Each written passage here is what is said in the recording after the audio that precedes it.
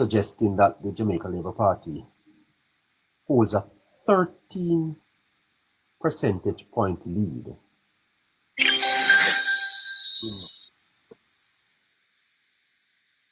in the electoral,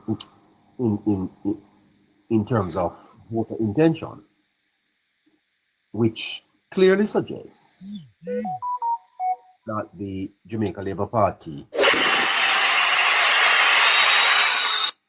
draws dropper. I'd love to talk to you, sir. You're a draws dropper? Oh, wow. What a name. I tell you, that is some name. Now, the poll results are not surprising to me. If you listen to this program, we have been consistently projecting an over 40-seat win for the Jamaica Labour Party. And what Blue Dot would have done last night is confirmed what we have been saying for 6 months. So when we started this journey more than 6 months ago, we have discussed so many things. We have built somewhat of a friendship, and it may come to an end in a few days' time.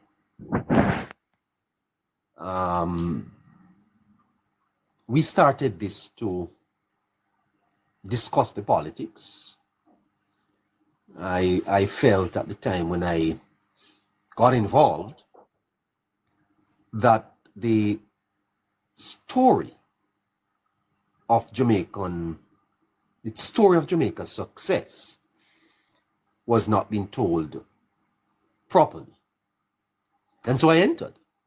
I turned on my camera and I felt that I could contribute. And here we are, 3 days out of the election. I don't know whether or not we will continue after the election. It depends on the listeners. If the listeners that this is something that they would support, that they would want to continue listening to, then we will consider. The fact of the matter is that the program has been largely political. In other words, we have mostly or mainly discussed politics as it relates to the upcoming election. The program has been predominantly political.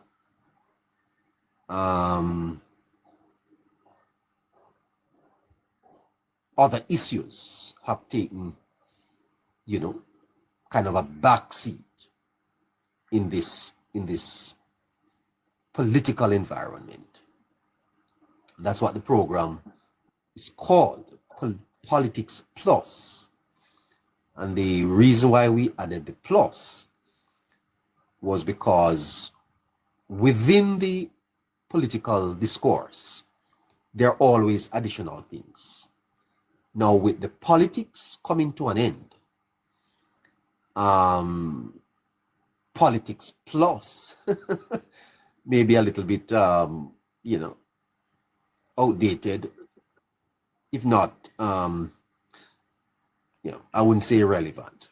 But who discusses politics 1 year into a second term? And so here we are having to evaluate how we have done, what we have done, and how will we do this. Should we continue, or should we just, pack up because we would have done our job? I hope that those of you who listen to us would have learned something. I don't know that we would have influenced the election in any way. I think we have facilitated discussions and opened the surmise. And therefore, I think we would need to, over the next couple of days, to discuss the future. Yes, the future. As I say, I sense a calm over Jamaica. I think that many people have a sense that the government is going to win, although the votes are not yet in the box. But I sense that People's National Party is heading for a certain defeat. And therefore, the anxiety that I sensed yesterday and last week is no longer there. The blue dot polls would have reassured labor rights and would have picked up sentiments unpolled and would have brought that into the public light. I don't think many people were surprised that the Labour Party is ahead. For even Don Anderson last week polled that the PNP was stagnant and that the Labour Party would have gained 9 points over a year. I think that in looking at the debates, I have not... Mute your mic, young man, please. I think that I have withheld calling any of the debates because I don't want people to say neighbor say, because, when you do that, people tend to use what you have said to form their own conclusions. And I want them to have formed those conclusions by themselves. I will say this though, that having thought about the debates, that I think there was consternation coming out of Thursday. And Navi, I think Navi, if you're listening, I'd like to speak to you about this. There was consternation. And I think that Mark Golding lost votes on Thursday.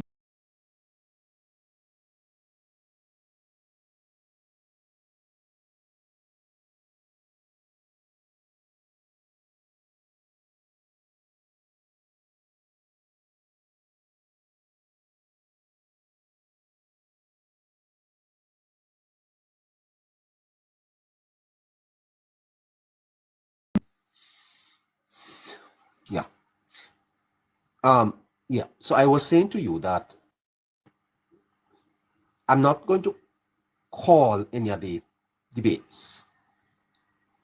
What I will say is that there was consternation on Thursday and that Golding lost votes. For I don't think Golding understands, Mark, that although he is trying to prove that he is a Jamaican, born here, what he did on Thursday is being ridiculed. And to date, Jamaicans are not sure. And that is a fundamental point, Why are people not sure that Golding is a Jamaican? Why? Why is it, I mean, why is it difficult to prove where you were born? Why is that a difficulty? I mean, it's a non, it's really, it is a, you know, words are failing me here. Why is this an issue in the election? Why has Golding not settled this issue? Yes, definitively. And what he did there on the stage on Thursday adds layers to the perception of deception. And then you listen to Nadine Spence, a university lecturer, and Nadine is saying,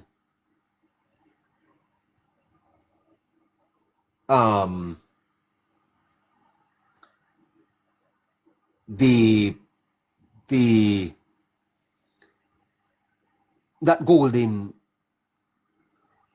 is not trustworthy, right? And so you don't know what to believe. Yes, I think that many Jamaicans watching on Thursday empathized more with Holness. They identified more with him. And you know, if you are going to attack a leader of the caliber of Holness, you have to be careful, you know. And you know, I think if the PNP loses this election, if they lose, because the election is not yet won, a lot will be said about how they went after Holness. Was that a good strategy? And you know, the post-mortem is not going to start today. But I hear that already there are divisions in the party as to the strategy.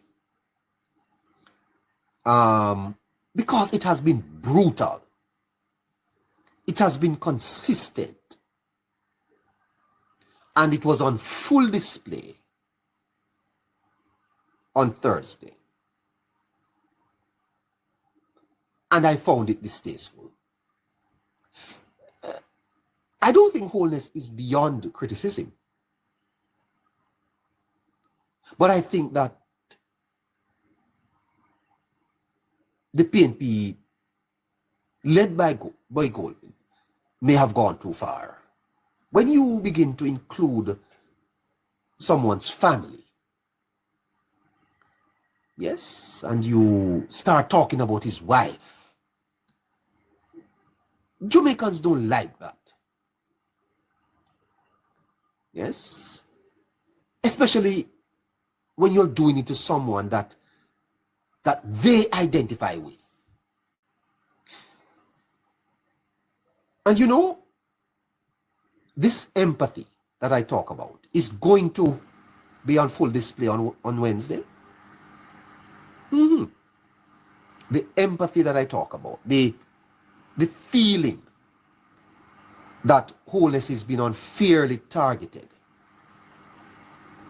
yes, is going to be on display. Because the PNP just went too far. You are well within your right to ask questions of the Prime Minister's certification. You're well within your right. As a matter of fact, opposition parties are watchdogs. Opposition parties ought to highlight these issues. But when you have Damian, Dayton, the leader himself, the entire party pounding this issue relentlessly, day after day after day after day after day. And even when the evidence does not support what they are saying, for example, the 28 bank accounts, that has been disproven, yet in a public national debate, the leader puts it back to the prime minister. And the man you see there on the stage holds the highest office in the land. He's the chairman of CARICOM, recognized across the world as a progressive leader. And the leader of the opposition could not even find the decency to refer to him as prime minister. Andrew. People don't like that. You know? He's the prime minister of Jamaica. He's in a debate. And you don't have the respect to call him the prime minister or even Mr. Holness. Jamaicans don't like that. And you know, I could spend 30 minutes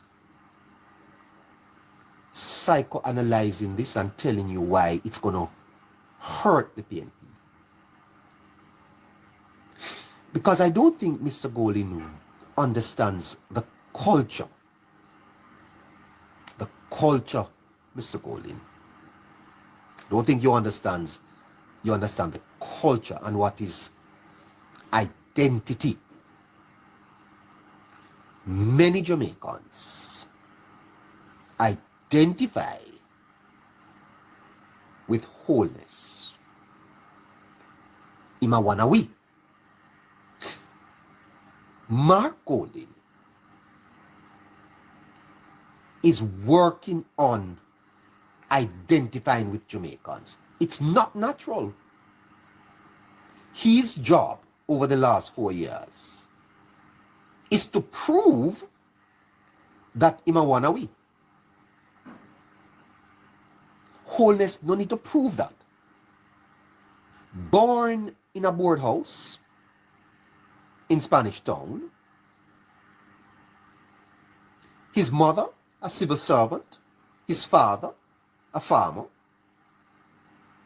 went to St. Catherine Primary. You know where St. Catherine Primary is? In the heart of Spanish Town. Poor people picnic go this out. Coming up to you, Navi. A poor people picnic go a Spanish Town Primary. Took the common entrance and go to St. Catherine High School. You know where St. Catherine High School there? Just off John's Road. Round Deso. Rich people now live round Deso. And rich people picnic now go to St. Catherine High School. Nor Spanish Town Primary. This is the Jamaican story.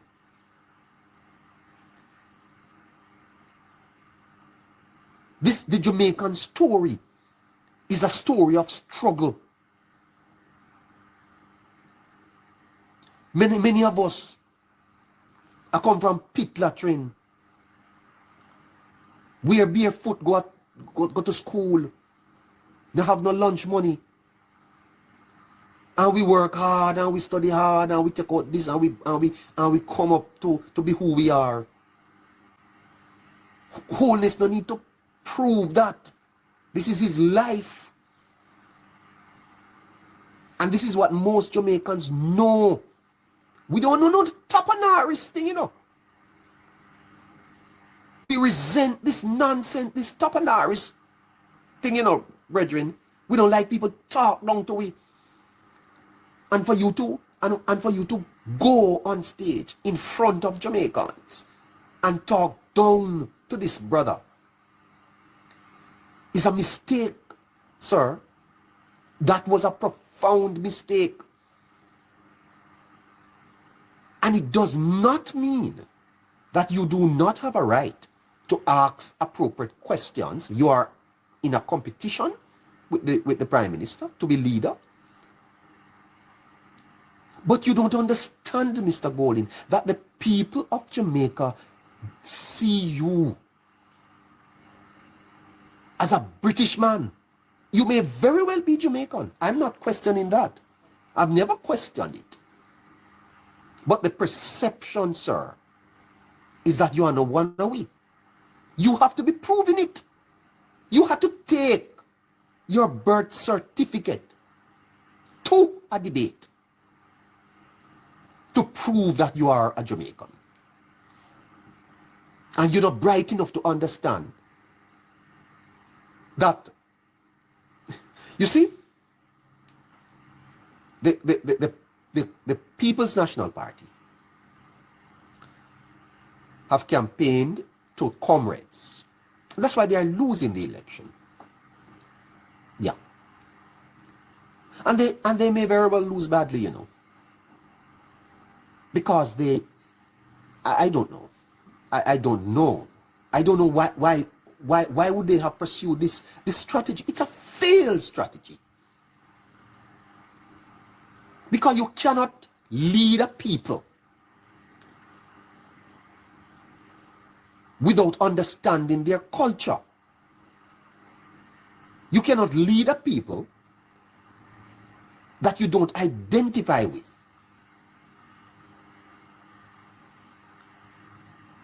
And I can tell you this, if Holness and Golding stands in any crowd, the people are going to naturally gravitate to Holness. That's identity. And as I said this morning, I could spend 1 hour talking to you about how important identity and culture is as far as empathy is concerned. Many Jamaicans don't vote on issues, you know. They don't vote on issues. It's how they feel about you. If it were so, Portia couldn't win no election in Jamaica. But the people identified with her. A girl from Woodall. Jamaicans love that. You know, see how we treat graduations in Jamaica. When one of our, I remember when I pass, right? When I pass to go to Homewood, it come out in the Gleaner. The community celebrated. Yes, because one of them, one little boy from the country, passed we go to high school. In other words, they identify with your success. They like that. So a man who is struggling to prove his connection with Jamaicans to the point where he has to take his birth certificate to a national debate to hold it up. And you think you're doing something nice there, Mr. Mark Golding? No. No, because if you go on social media, no, it is being ridiculed. People are saying it's a prescription. By the way, I don't know that you could get a passport with that piece of paper. That's a Jamaican birth certificate. I'm not so sure. I've seen it has muddied the water even further. But the point I'm making is that because you have had, look at how you dance, look at how you talk. It is inauthentic. And I have no problem with Golding being a British. I have no problem with that. As I have said, if I am looking a man to do an operation on me, I couldn't care what his race is. I am a person of competence. You show competence, and Golding is competent. But I think he lacks the political skills. And I think that he has been misguided and misadvised. And I think he is going to suffer politically for it. What he did on Thursday, he's going to suffer politically for it. That's my view. I think so. I think Holness would have touched the hearts of Jamaicans. You know, they feel sorry for. People feel sorry for him. Not because he was a victim, you know, not because he was defeated, but because people identify with him. People not do him so. Are we brother? Are we uncle? Are we daddy? Not do him so. Yes? Not try to embarrass the Prime Minister, man. Especially because of what you are saying. A lot of it, we don't know if it's true. Anyway,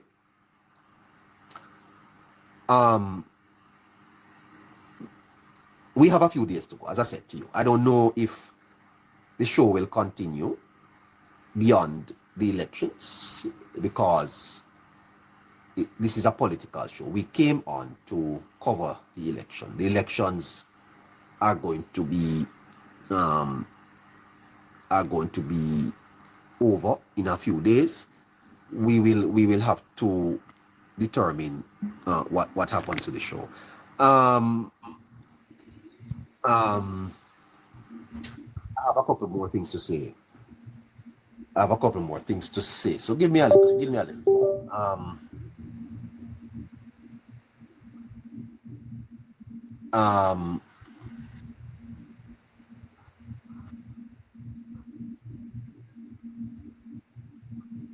So with the Jamaica Labour Party, 13 points ahead. Let's break down what this might mean in terms of seats. The blue dot polls show the JP leading the PNP. Let us assume that this is correct. A 13% lead is going to translate into a significant majority for the Jamaica Labour Party. When you ask the people which party they think is better able to lead Jamaica, which party they would prefer, 19% lead the Labour Party has. 19%. And when it comes to voter intention, in other words, will you really vote for the party? It's a 13 percentage point lead that the Labour Party has. Recall that in 2020, the Labour Party won 49 seats. So the party sits on 49 seats with a 13 percentage point lead in the polls. So given the current lead, and these are probable numbers, We have done the statistical extrapolating, and hypothetically, it's a 45 to 50 seat majority. Okay? So, based on Blue Dot, the Labour Party is expected to win up to 50 of the seats, which means that the People's National Party can only muster 13 or 18. So the best result for the PNP based on Blue Dot is 18. The worst result according to Blue Dot would be 45. And the best result for the Labour Party is 50. But it is still speculative, because we would have to be a little bit more, precise in terms of how you apply the lead to the margins of victory in the individual constituencies, because it is not a presidential election. It is a constituency by constituency election, right? So that's it in terms of the poll results. The Labour Party is expected to gain about 1 seat and hold on to their 49 and pick up 1 or 2.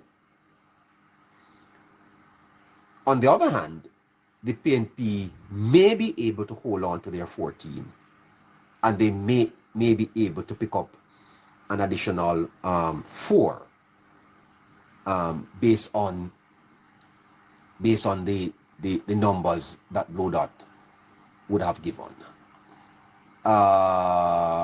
Let's go to Scratchy. Good morning, Scratchy. Blessed morning, neighbor. Blessed morning, viewers. Happy Sabbath. Same to you, my neighbor.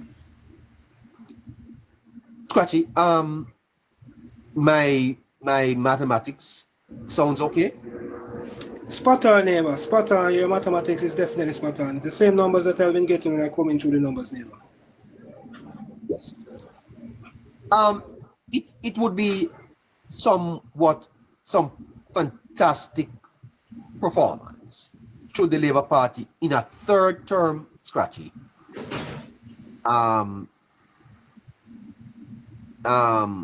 retain government with a clear majority and expecting to even pick up seats.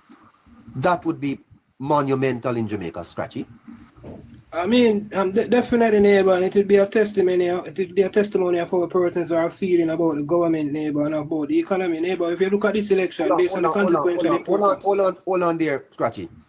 You mean how they feel about the opposition? Because if an opposition Scratchy cannot muster up, if an opposition with 14 seats is likely to lose some, then it says something about the opposition too, Scratchy. Exactly, neighbor. But it will definitely state some form of negative, and I didn't want to dwell on the negative, so that's why I made mention of the government to speak more about the positive. Okay. So when I see a government like this, neighbor, going into a third term, neighbor, election are so consequential as this, neighbor. When you look at it, neighbor, and you see the momentum and the energy that is coming towards the Jamaica Labour Party, it's definitely based on the government performance. It's definitely based on the performance of the government. And it's also, neighbor, it has a lot to do with the Prime Minister himself, neighbor. We have seen how this Prime Minister has come out on the streets, neighbor, and bring back the Jamaica Labour Party as front. Neighbor, the Prime Minister has spoke about it, so that he, neighbor, have the power that anytime him touch the ground to turn up the energy when persons were saying that we are moving lame. And I want to make mention, neighbor, of the Blue Dot poll. The Blue Dot poll not only put the Jamaica Labour Party in front in the neighbor, the Blue Dot poll has also put Dan Anderson credibility on the line right now, neighbor. Mr. Dan Anderson's credibility is on the line right now, neighbor, coming forward with his data that he's supposed to come forward with. If Dan Anderson doesn't come anywhere close or in line with this Blue Dot poll, neighbor, his credibility has some serious questions to answer, because this Blue Dot poll, neighbor, is up to Wednesday. It is accurate. So we don't see what can happen in 4 or 3 days that Dan Anderson can come through from this Blue Dot poll. Sorry, Anderson has a poll coming out? I heard something like that. That he has some numbers coming out. Oh, well, but the poll results that Anderson published last week, I don't see where they are any different here, Scratchy. What it picked up was clear momentum for the Jamaica Labour Party. PNP stalled, Labour Party pushing ahead. That's what Anderson's saying. Exactly. I see that from Anderson. That's why I was saying, if it's true that he's coming out with something else, I would expect it to be in line also with the Blue Dot based on his previous polls, showing that we are coming from 9 points over a year. And the PNP has basically stalled. And neighbor, you have been saying that for a long time now, that the PNP is stalled. Not Yes. just now. Yes. In truth and in fact, Scratchy, Mr. Robinson yesterday at the PNP's press conference flipped flop on how the PNP plans to fund their 3.5. In truth and in fact, is it not an embarrassment that the opposition is not offering any alternative at all? I'm definitely neighbor. Offer one. It is just confusing. Definitely, neighbor. The opposition tend to speak about persons copying their idea, neighbor. When you look at the opposition promise of a 3.5% increase in the threshold, it's definitely the Jamaica Labour Party idea, neighbor. The Jamaica Labour Party is projected to bring the threshold to 2 million, neighbor. So they're adding now, it's basically to 1.5, we're basically bringing it to 3.5. It's basically an next 1.5 they're basically promising. It's literally our idea they're trying to come back with us with. It's basically the same 1.5. But based on where the economy is right now, neighbor, we cannot afford, neighbor, to stall right now, to give up that amount of revenue right now, over $77 billion back out of the country. That's madness. With the budget already projected, neighbor, to a deficit of $36 billion, 2026, 2027. We just can't afford that type of setback, neighbor, for that small amount of persons who will set to benefit. Not that they're not important. We understand they're the middle class of our nation. And I think the middle class understand and want to play a role in the building of our nation, neighbor. And they're not eager and ready to grab onto this PNP plan to derail the progress of this country. Let me take you back to the election now, Scratchy. Saturday, Sunday, Monday, Tuesday. A couple days to go. How do the party now approach these next couple of days, Scratchy, as you go into Wednesday? I mean, now, neighbor, going into Wednesday, neighbor, it's definitely some final contacts will be making, some final contacts will be sealing up right now. Persons, it's really down to the executive of the constituencies now. They'll be on the ground again working. They have the numbers now. Most of the groundwork will be wrapping up right now. It's more from a classroom setting now with computers and laptops and telephone, making certain form of connects and contact, putting the necessary things in place. Right now, it's all about getting your machine on the ground ready, your transportation, knowing where your voters are located, knowing where you're going to get them, what time you're going to get them. All of that, be prepared for in case there should be any form of weather adversity, in form of rain or anything like that. Have umbrellas and raincoat things set in place to make sure that persons can move from point A to point A. Persons who are in charge of making sure that refreshments are there, they'll be engaging those persons. The menus will be sorting out of food, breakfast and lunch. And that, neighbor, will still be on the ground. But in terms of where your voters are, I expect every candidate should be aware of that by now. Have a perfect idea as to where they are located, how you're going to get them, when you're going to get them. So right now, just contact neighbor with the gas station, what time you're going to refill, how many refills you're going to do, and stuff like that. It's just machine on the ground right now, neighbor. It's just to get the machine on the ground, fully ready and fully. And when you say machine, Scratch, what are you talking about? When I say machine, I mean from a constituency level now, neighbor. Neighbor, we have seen now, neighbor, where the government, neighbor, has performed very well. We have seen where the Jamaica Labour Party has campaigned very well. It is now down to the constituencies now, neighbor. And this is where elections are won, from a constituency level, from the ground level. And this is where the machine has to be oiled and properly organized and ready. When I talk about machine, I'm talking about transportation, How many Yes. vehicles you're gonna have? How many vehicles? How many bikes? How many motorcycles to move your voters from point A to point B within the time frame of the voting process? When I talk about machine, I also talk about refreshment. Or what time will breakfast be ready, neighbor? These things are things that show off. You can know when a machine is falling apart, when breakfast is late and lunch is late. You show off your workers with those type of things, neighbor. But you want to make sure that you're on So point. you have to You want provide to make sure. breakfast. You have to provide Yes, breakfast. some candidates, neighbor, provide breakfast for their outdoor and indoor agents and their runners. Some candidates, if they don't provide the breakfast, they provide the funds so that from the night before so that you can get what you want. But some candidates, neighbor, provide a lunch and breakfast for outdoor and indoor agents. Uh-huh. So you have to make No, sure that that is properly done. Make sure that it is on time. Yes. Because persons are waking up from 6. They don't want persons to be waking 9, 10, 11 o'clock at a polling station and don't get anything to eat. Because the opposition party tend to try to troll each other, and say, hey, your party not bring up give for each one morning. This is to them the rate to know. Trolls like that happen at polling station, neighbor. I've seen it before. So when I talk about machine, neighbor, I talk about those things. I talk about, neighbor, the machine or the runners, making sure that the runners have the names, the list, they know where the voters are. PDs, the PDs are very important. Make sure that every PD come out. So that is a machine, neighbor, on the ground, neighbor. And having someone who's in control to make sure that in case anyone should have any form of disagreement, you have someone who can come in and settle it and get persons back intact. That is how you make sure that your machine is ready. And the Jamaica Labour Party is ready. And I'm sure about that. He's ready. And Scratchy, how does the day progress? How you see the day? I'm asking because I want to understand. How does the day go? On election day? Yes. Well, on election day, neighbor, persons, it's a normal day, it's a public holiday, but it tends to have the feel of a public holiday. It's not. In most communities, neighbor, bars are closed on election day. Bars are not allowed to be open during the voting process. So? During the time of, yes, during the time of the voting, neighbor, bars are to be closed. So bars are being closed, neighbor. No drinking cannot be done too close to the polling stations either. And stuff like that. They're very strict on those type of stuff. So on the day, neighbor, persons come out, depends on the energy and the vibe, neighbor. Persons tend to come out, come vote. Normally, the older persons, neighbor. Oh. Hi. Persons who consider themselves the seniors, those persons tend to come out early and vote. You know, the energy is there, your runners, your vehicles start to go around and get the early voters start to come out. You know, you try to use some form of unique way to transport information from the polling station to the outdoor agents, to the runners, in case they are seen a lacking in certain PDs or you are seeing a certain slope. I mean, they understand how to do their thing, neighbor, but on the day, it's definitely the energy. And we have to make sure that we keep up and maintain that energy. The energy has a lot to do with the day, neighbor. Hold on, Scratchy. Mr. Marks, Yes. Marks Wisdom. Yes, how are you? I'm fine. Good. I enjoyed listening to you earlier. You were saying about how the PNP were attacking Holness. And I'll explain to you why I think I spoke to you last night. I was telling you that the PNP are delusional. And you didn't agree with that word. But I'll explain it again.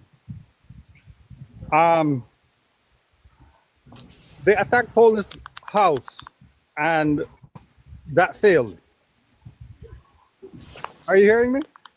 Yes, sir. I am. Okay. Go ahead. Yeah, they attacked his house and that failed. They lost the 2020 election dismally, and they came back again attacking him and his finance now. If you're intelligent, you would look at where you failed, do an assessment, and rework the thing. They didn't do that. They continued with the attack, and this attack has also failed. It was a trap they set with the Integrity Commission, because I believe the Integrity Commission is highly corrupt by the PNP. It's extremely corrupt by the PNP. No, but I don't have any, no, sir. I don't have no evidence to suggest that. So right, but okay. So let me explain why. The Integrity Commission ordered a forensic audit. They did it. After the forensic audit was completed, they did not find 28 bank accounts. They found, they did not find anything to charge Holness with, because there was no recommendation to the DPP to charge Holness for any corruption. So the PNP still did not believe the facts. They are delusional. So they hid the report from the IC hid the report from the auditor that did Holness's finance. They did not reveal it to the parliament or to Jamaica for about 2 years. Holness had to go through a process to request his own report from the Integrity Commission. The only persons it benefit to hide the report would be the PNP. It wouldn't benefit Holness to hide it. It exonerated Holness. So they hid the report so that the PNP can continue to say that he is corrupt. Then the evidence was in front of him that there was nothing to charge him for. So the very Integrity Commission exonerated Holness, but the PNP, because they corrupted the Integrity Commission. No, sir. No, you continue to say that the PNP corrupted the Integrity Commission. That's a strong allegation, sir. I don't have no evidence of that. But sir, the allegation that Holness has 28 bank accounts is not true, and the PNP kept saying that. So no, I do not have any evidence that the PNP has corrupted the Integrity Commission. Well, it certainly seems that way. Huh? It certainly seems that way. Well, that's a different statement, But to say that they have is not, in my view, fair. That's definitely perception. It is not fair to say that he has 28 bank accounts. So you can't say that. No, sir, but hold on, sir. But it's not the Integrity Commission that has said that. Right, it's the PNP. So I am saying that they have corrupted it. The PNP have. That's what they do. Sir. No, sir. I don't want you to say that, because, as I said, I don't have any evidence that that is true. Okay. Even if you say, hold on, even if you say, and corruption is a very strong word, by the way. Corruption suggests that a legal process would have taken place, and there would have been charges. We play around with this word corruption in Jamaica, and we call people corrupt. There's a perception, neighbor. Perception. If you talk about perception, then that's a different thing. But you can't say they are corrupt, because we don't have you have to use the word perception as a form, Max. Okay. In order to ensure that neighbor don't get into trouble. So you have to be careful with what you say. Okay. Right. So perception is the more appropriate word to use in this case. And you're not the only person who formed that opinion. No, but all right. So when yes, so hold on. So corruption is an abuse of power. Right. Yeah, and it can be manifested in various forms. Yeah, but neighbor, that woman resigning is also an indication of what was transpiring. Yeah. Right. Those are subtle indications of what was transpiring internally. Fraud, sir. Fraud and embezzlement. Embezzlement. That's in line. You see? So, but when they hid the report, that's not clarity and that's not transparency. No, sir. But what you mean? How you mean hid the report? The report that Holness did not. They didn't present it. They didn't present it. It was not presented. He had to request it from them. They did not table it. They did not show it. They did not reveal it. Neighbor. They had to go through a process. Hold on there, GT. Hold on. All right. You know what, sir?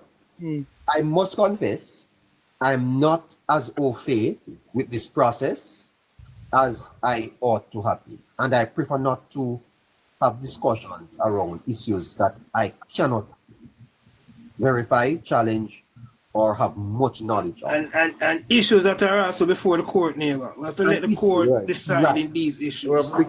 Sometimes with public opinion only skew these issues more, neighbor, and cause more problem than anything other thing. You understand me? So here I'm trying to skip around it, and I'm not comfortable with this discussion. You hear, sir?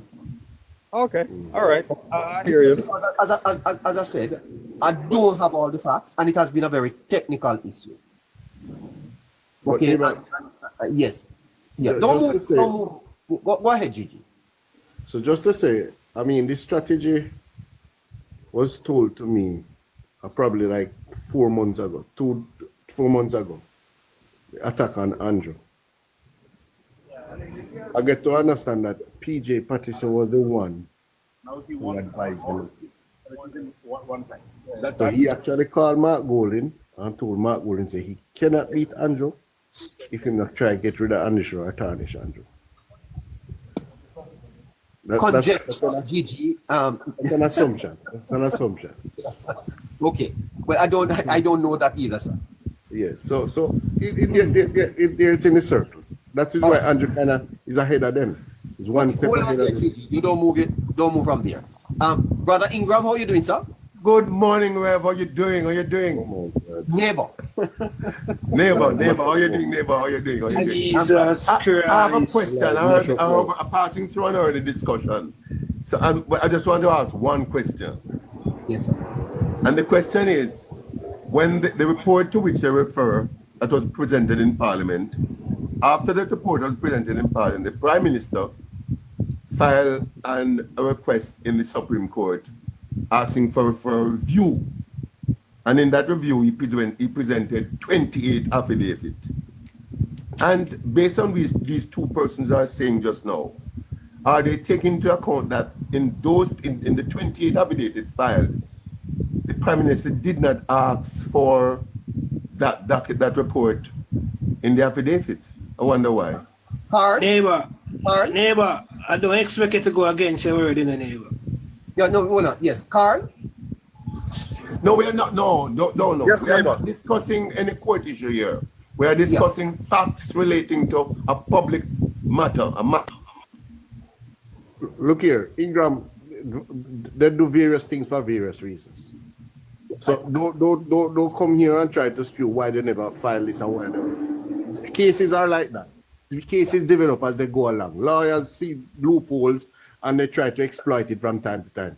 These are legal issues. And I don't think it is right for us to come Let's leave this matter. So you're wanting to put things in people's mind. Why never do this? Why never do that? You understand? Leave this Neighbor, one. Leave this one. neighbor, Ingram has been campaigning on this from March. From March, Not letting go. don't let. And about to say that, neighbor. It's not gonna go Early nowhere. on in the year, neighbor, even the Dan Anders poll show that Jamaicans are not interested in this. Because it hasn't. Neighbor, if I might, I think Scratch is right.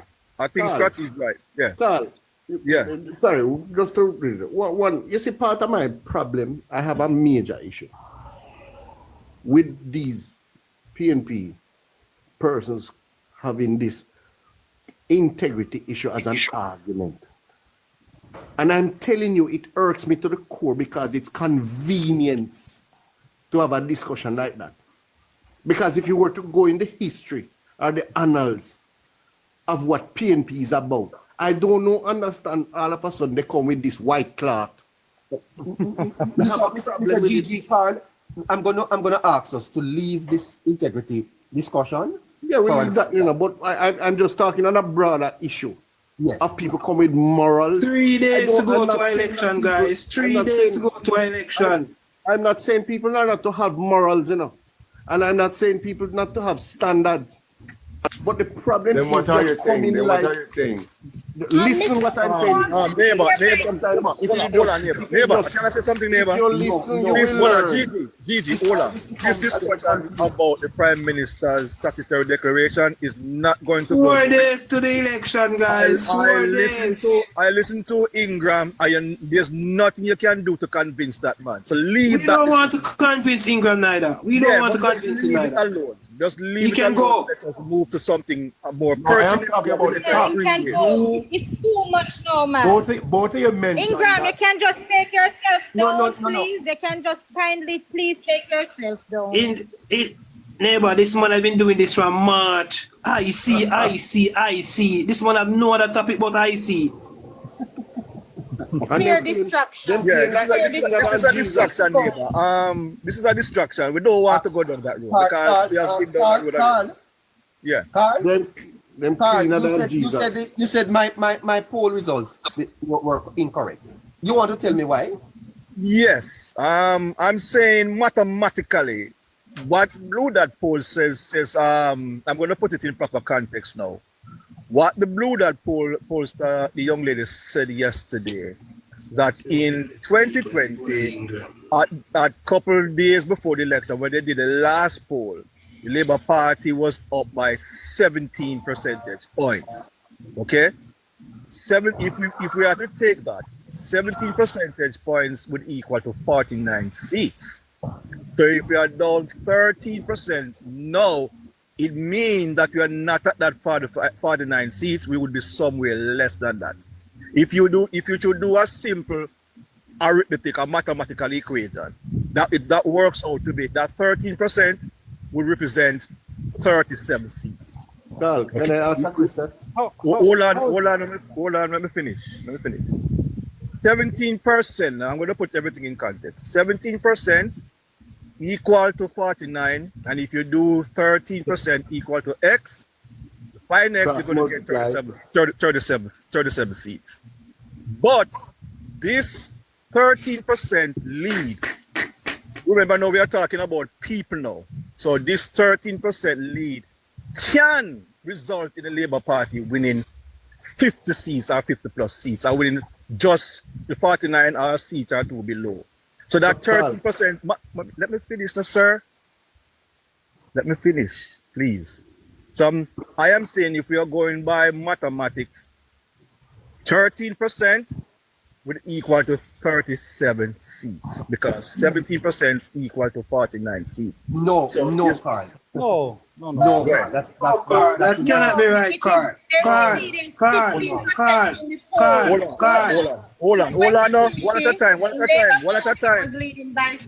at a time. Please go ahead now, Scratchy. Carl. In 2020, the Labour Party was leading by 16% in 2020. Right. So hold on. So if you're leading Carl. hold on, finish. Just think about this.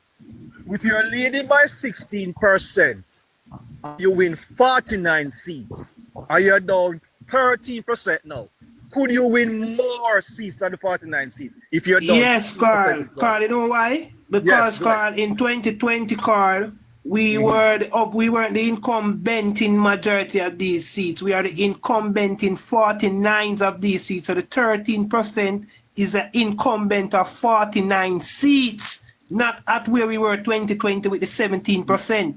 No, hold on. When I listened to the Blue Dot pollster yesterday, and Cliff did mention that we are not up. I am not saying we're not going to win if you're doing it from a mathematical standpoint thing.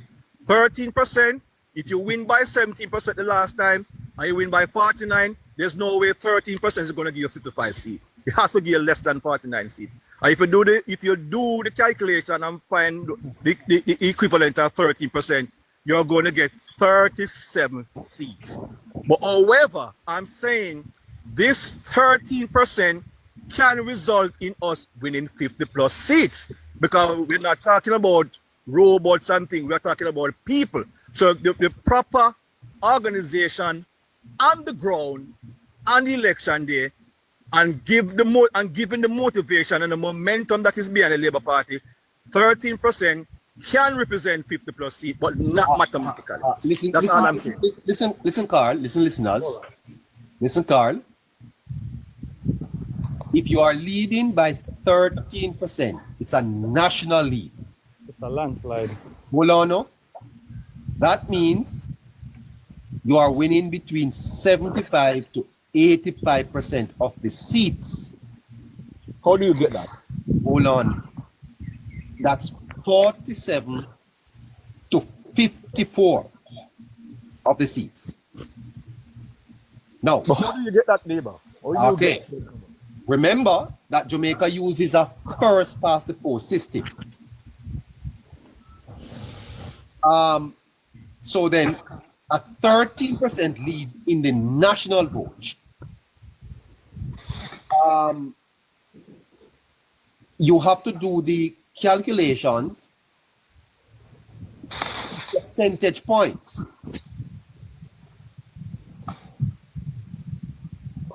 I'm trying to find the calculation here. Yeah, find that, because I want to know how you arrive at that. I'm just going by simple what was said. I'm not saying that we're not going to win 50 plus seats, but 13% is not giving us 50 seats, neighbor. 13%. Carl, I think it also has a relationship with the amount of seats the party already has. Right. Exactly. There's a relationship No, hold on. here. No. Hold on. If we had 49 seats and we are leading 13% in the poll, that's a healthy lead, right? So tell me now, if we have 49 seats and we are up 13% in the poll, what amount of seat count that how do you get 55%? Can I say something? Go ahead. So if you're at 49 and 14, if they were tied in the polls, Just what is it? that would mean Labour would retain 49 and PNP would retain 14. If Labour goes up by 13%, that means any seat that is with that Labour have, let's say Labour have lost within that 13% percentage points of voters. That means they can capture those seats because they are 13% ahead. That 13% has nothing to do with the 49 seat is that we already held. No. What do you mean no? No, you know why? You know why that's a misnomer? Why? Because if that is the case, then you would not have to poll those 49 seats, because the Labour Party, whatever common election, they will win back those 49 seats. So that's what the percentage is. Hold on. That 49 seats that you and Scratchy is saying we're up already. Okay, they did polling in those seats. If you're going to say the Labour Party has 49 seats plus a 13% gain, then you are saying those 49 seats. Either way, the Labour Party is going to win those seats, whatever matter. And that is not the case. That's why you have to poll the whole entire island to see where the party is in terms of lead.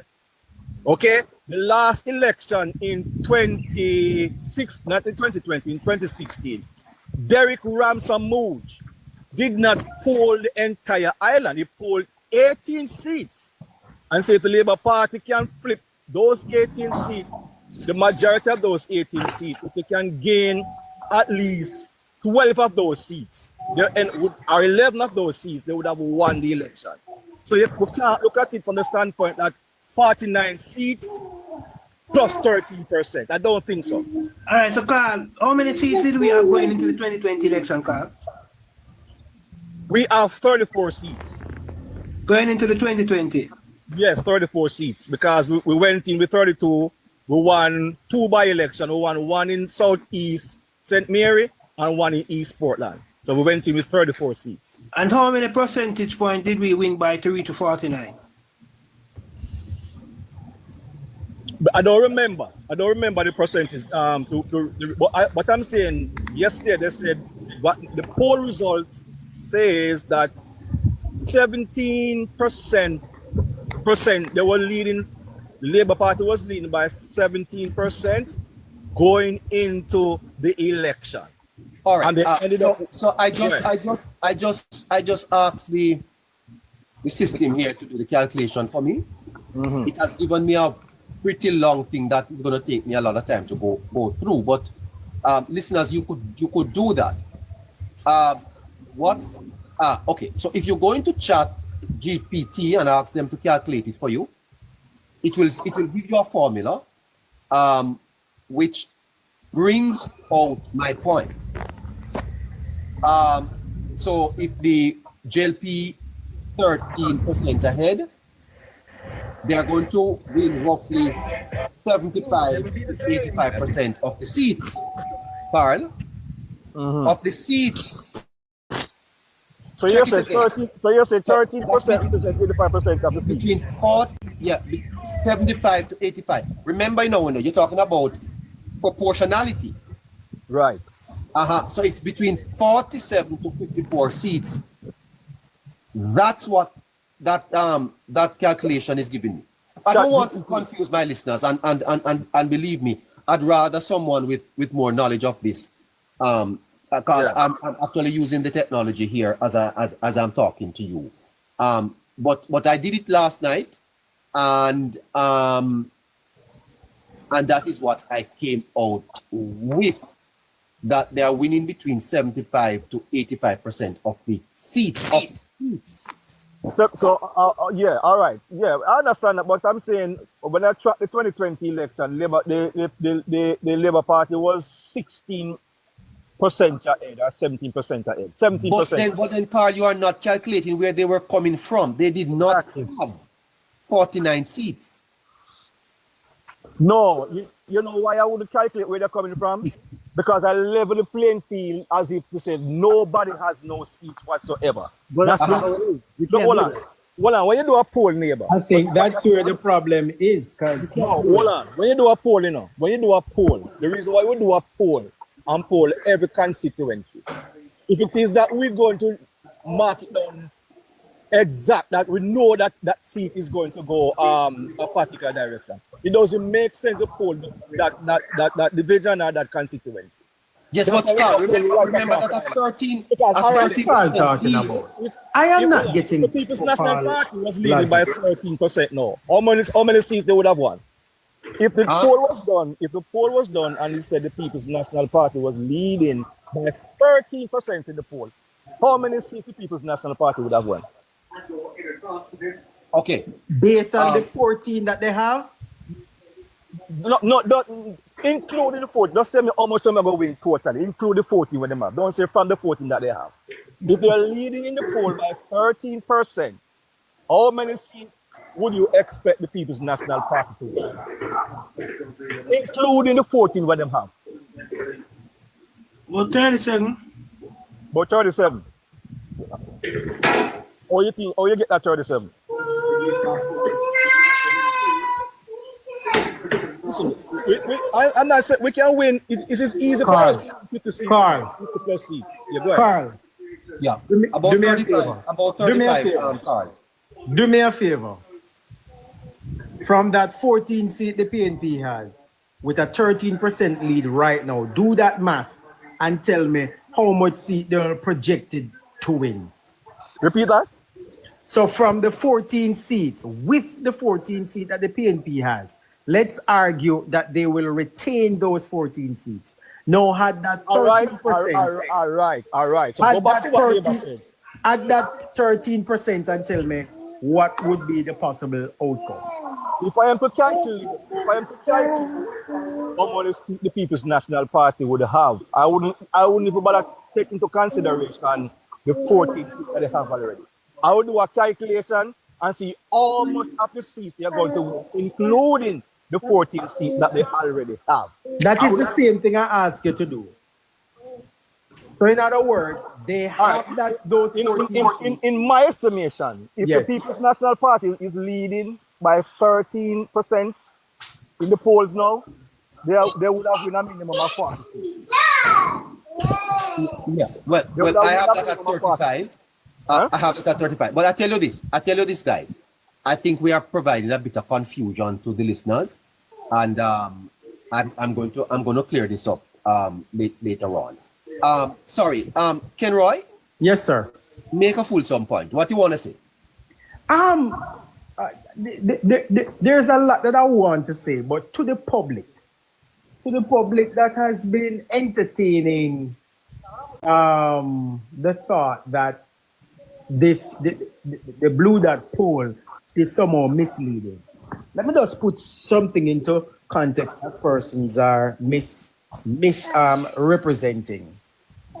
The PNP was leading in this poll by 9 points, Not this poll. No. Leading in the polls, not this one. Most certainly.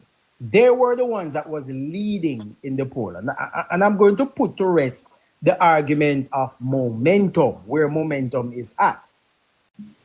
If the PNP was leading in the first initial polls, and now the last done on this poll is revealing a dead heat, it logically and simplify my argument that says the PNP would have lost traction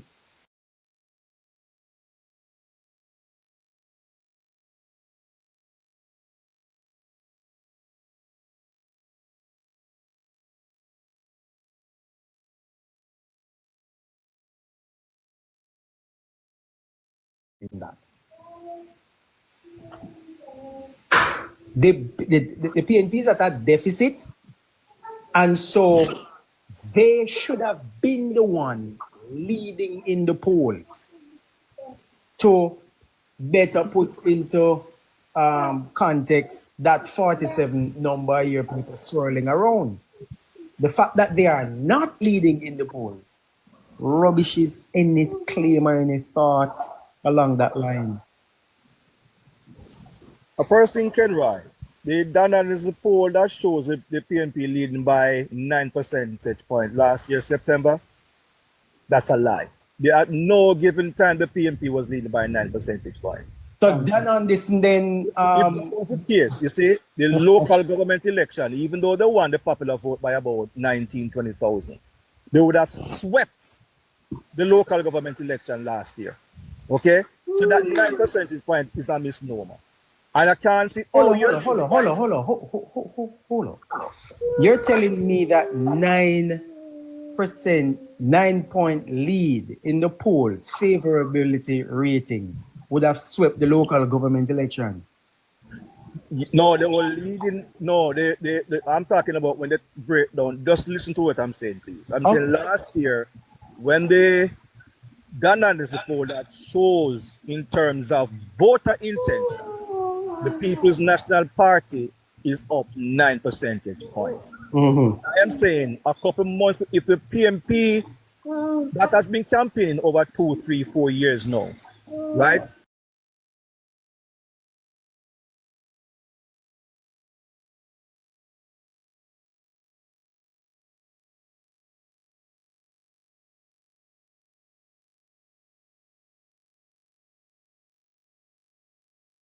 Percentage point somewhere last year. They would have swept the parish council election. They would have won the popular vote, even though they won, but they would have won all municipalities throughout the country. What? No, 9% will give them all municipalities. Stop. Why you say that? You are at liberty. 9% will give them all municipalities. Liberty. You are at liberty. Hold on. Why 9 percentage points, Scratchy? Is a healthy lead. It's not, you're not leading by 2. Remember, Carl, listen up, Carl. 9% lead in a general election. Hold on. 9% lead in a general election is not the same as 9% lead in a municipality. In a municipality. No, you're mixing up what I'm saying. You're mixing up what I'm saying. General, Carl. Hold on. You're mixing up what I'm saying. Consideration. The JLP was leading the JLP was leading the polls in. Guys, listen to me. This program is not only about us; it's about the listeners, and they are really not benefiting from this. Let's wait until we can get some further and better particulars, and then we can come back to the results of the poll. As I said, we are not all experts on this one. I basically use the technology to do the calculation, and that is what it showed me, and I gave it to the listeners. If there is anyone listening that is a mathematician, that you understand the polls, and you can come and explain to us what's the seat count going to be, then we'll have it. Until that happens, let's move on to something else. Ruler, go ahead, sir. I'm not going to stay long because I am not into the back and forth. Let me just add one thing here. There is no mathematical formula on earth that predicts what you guys are saying, including 5 years ago and the numbers that you got. It doesn't work like that. No way. It's all a guesstimation, and I think neighbor hits it right. We are confusing each other. The other thing, let me add, that stuff that went around showing that PNP at 46 seats, they said it was an exit poll. We don't have that type of stuff in Jamaica. Exit poll cannot come out in 2 hours after the security people have voted. Yeah, but the Electoral Office of Jamaica did put out a statement saying that is incorrect. Okay, I didn't even know that. See that? I did not know that. I watch a lot of polls. What is surprising, sir, is that the PNP has not put out a statement with saying that it's not them. But the Electoral Office of Jamaica says, no, that's wrong. Okay, nothing like that. I did not know that. And that makes sense, because technically it's impossible. You're going to have something like that with a small handful of people, maybe what? 1,000 security people went out to vote, and you're going to come out and say, hey. Well, what the Electoral Office is saying is that you would not be able to determine the results from that sample. And typically you wait to the end of the day when everyone has voted and you count them in one basket. So I don't want to confuse anything yet, but there's no mathematical formula could predict what you guys are saying. It's all a guesstimate, like I have guessed based on what I've seen with 49 seats and the performance that the JLP and the Prime Minister have been doing. I see no reason why they should not get at least 3 more seats. And that's how I come up with my 52 to 11. So you guys are bringing these other stuff from way back. Now go work. All right, Magan. Mr. Neighbor, let me give you a good indication of what the result of the election will be. You see? The PNP has held the seats in Westmoreland for about 50 years accumulatively. And if the PNP cannot go back and retake these original PNP seats that had the Prime Minister, the Agricultural Minister, and the Tourism Minister, if they cannot flip these seats back to PNP, then this election is a wipeout, because those are the strongest PNP seats in the country for the past 50 years. So if they cannot retake these seats, they are going nowhere in this election. Those are the strongest PNP seats in Jamaica. And that is what you watch to see if and where this election is going. Yes. Yes, sir. Simple. You will have what is happening in Manchester? You will also have to make mention of Central Kingston. No way. Correct. Central Kingston has to be a part of that number that they reach. They have to flip those. If they don't flip those, it's impossible. Yes.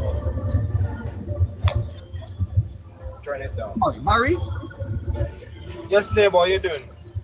Barry, One second, neighbor. Barry? Yes, neighbor, I'm right with you. There's Barry, a little malfunction in my... Are you hearing me, neighbor? I am hearing you. Can you help us with the polls and the extrapolating of the seat count? Can you help us with that? Oh, sure, neighbor. I mean, Yes. like I told you, from the very get-go, if you notice the proliferation of 50 seat counts that you're getting since By the way, yesterday. Barry, you are the consummate teacher. What I want you to do is to take us through this and show us how it is done, please. All right. So basically, neighbor, what we have been seeing is that we have been seeing a popularity from the Prime Minister and the Jamaica Labour Party in general. And normally when there's a swing to one party, what you find is that the swing that goes to the party actually determines the number of seats. And let me give you an example. For all the seats that we have won in Jamaica, either political party, there are only about 4 seats or 5 seats that you find that they were won by more than 3,000 votes, neighbor. Now, what you find is that for most of the seats that were won, the margin of victory were between 3 and 4%. So you would see a People's National Party winning a seat, and they would come out by a percent or 2%. Like for example, in the case of Amos and Hugh Graham, the margin of victory was almost was just a percent in Lisa Anna, and the guy who ran against Lisa Anna. The margin of victory, it was practically a statistical dead heat in that seat, right? Now, if the Jamaica Labour Party were to win 49 seats, would have won 49 seats, and there is a swing to the Jamaica Labour Party in this region of anywhere between 6 and 10%. What it means, neighbor. Hold on, Barry. Is this hypothetical because we want you to speak to the polls that we have? We want you to interpret. Yeah, man, I'm not. Well, no, the 13%. I'm telling you.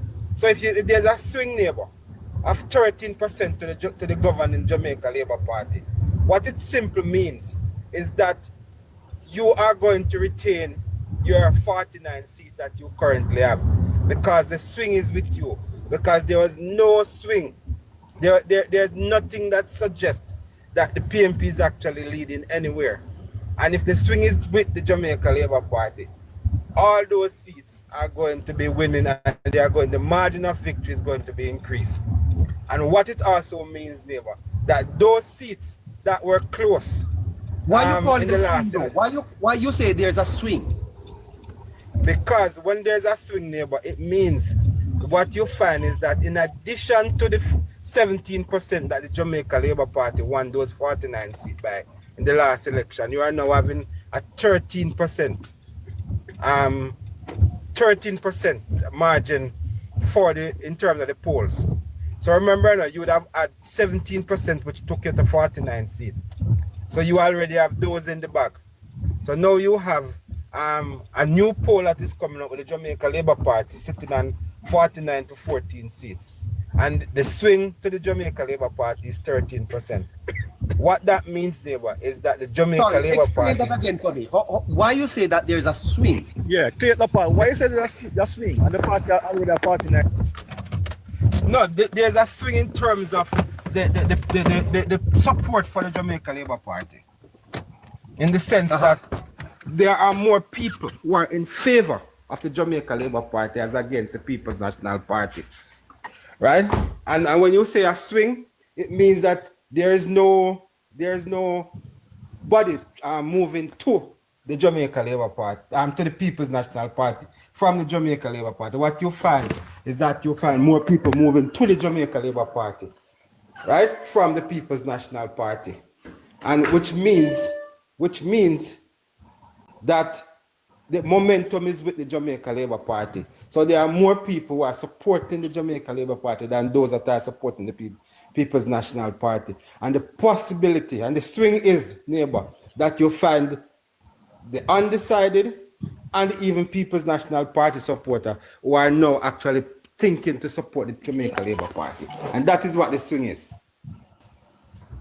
So when you find that swing or the momentum is with the Jamaica Labour Party, it means now that if you are in the ascendancy, you are going to consolidate those seats that you have, and possibly it means that those seats that were vulnerable, like those seats that were close, like for example a Fitzjackson seat, which was 730 something votes, right? Lisa Anna, that was 14 votes. Amos and Graham, that was 124 or 122 votes. Those seats are now in trouble.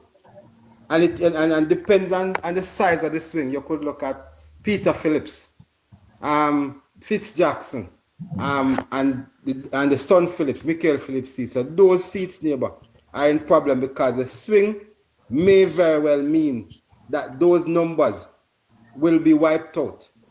And the moment, because the momentum is with the Jamaica Labour Party. So consolidation. Let me see if I understand. So you are saying that here we are at the beginning of the election. 45 of the seats are already with the Jamaica Labour Party. 49 are with the Jamaica Labour Party. 14 are with the PNP.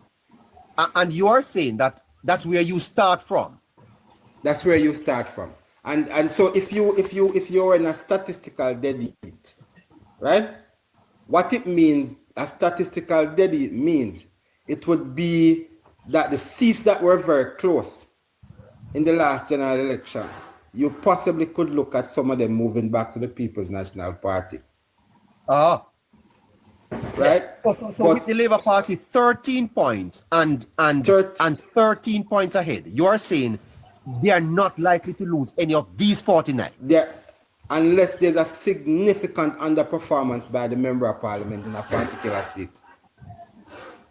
Oh. And the people are deciding, listen, we are going to vote out this Member of Parliament. And it's not so much the Jamaica Labour Party that they are voting against, but more so the Member of Parliament. Okay, teacher. Right? Why is this so? So I want to understand. The listeners want to understand. You are saying, sir, that with a 13-point lead and the Labour Party having 49 seats, and if you apply that across the country, none of these seats are at threat right now to be lost. And no, none of them whatsoever. Are there any of the PNP seats that would be at risk? Yes. So I tell you why these seats will be at risk. If you look at the margin of victory for those PNP seats, some of those PNP seats, in Michael Phillips, Northwest Manchester, the margin of victory was 743, which was about 2 point something percent, or 3% thereabout. If you look at Damian Crawford, 124 seat, 124, Hugh Graham against Amos, that was like a little bit less than a percent. In Lisa Anna's seat, that was 14, that was like pretty much a statistical dead heat, right? So it could have gone either way depending on how the count goes in that seat. If you look at Fitzjackson's seat, he was about 4% with 730 votes ahead, right? And so if you have 13% moving forward, neighbor, right, the possibility exists that all of these seats that I told you about is in trouble. And it depends on the organization and the growth. A safe bet to, in terms of teaching the class here today, Barry. Yes. A safe conclusion to say to the class would be the seats that are currently held by the Jamaica Labour Party, those seats are safe. If the numbers hold. If the numbers hold, those seats are safe. If the numbers hold. They're not likely to lose any. They're not likely to lose any of those seats as long as the numbers hold. And if the numbers hold, it is likely that the PNP will be losing about 3 or 4 seats, neighbor. Well, that's what I calculated. I was a little surprised that because that is what I got here. I have the Labour Party picking up one or two more on the 49. Right. Based on the numbers that I have. But you know, neighbor, I have been consistent from March of this year with this line of argument. When everybody was telling me that it was 38, 40, 42, neighbor, this is the first time that this is just since last night that you are hearing so many people talking about 50 and 50 odd seats, neighbor. Am I lying? Correct. Everybody was in the 40s. And I put my neck out there, and I've been saying from the 4% lead that we got from Blue Dot poll. And I told you why I said that it was early in the year. The JLP campaign had not started as yet, right?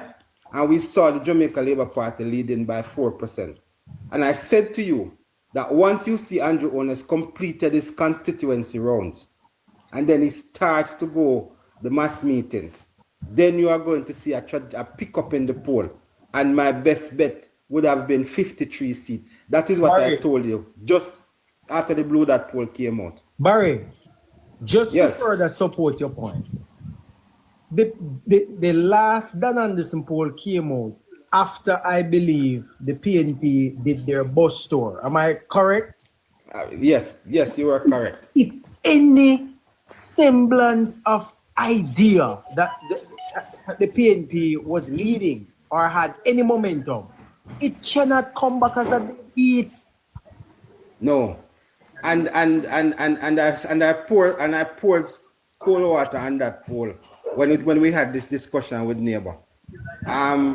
When I told neighbor that this poll finding by Dan Anderson is suggesting that we're leading between 10 and 12%. And neighbor was saying to me, boy, Mr. Man, are you sure? Are you sure, sir?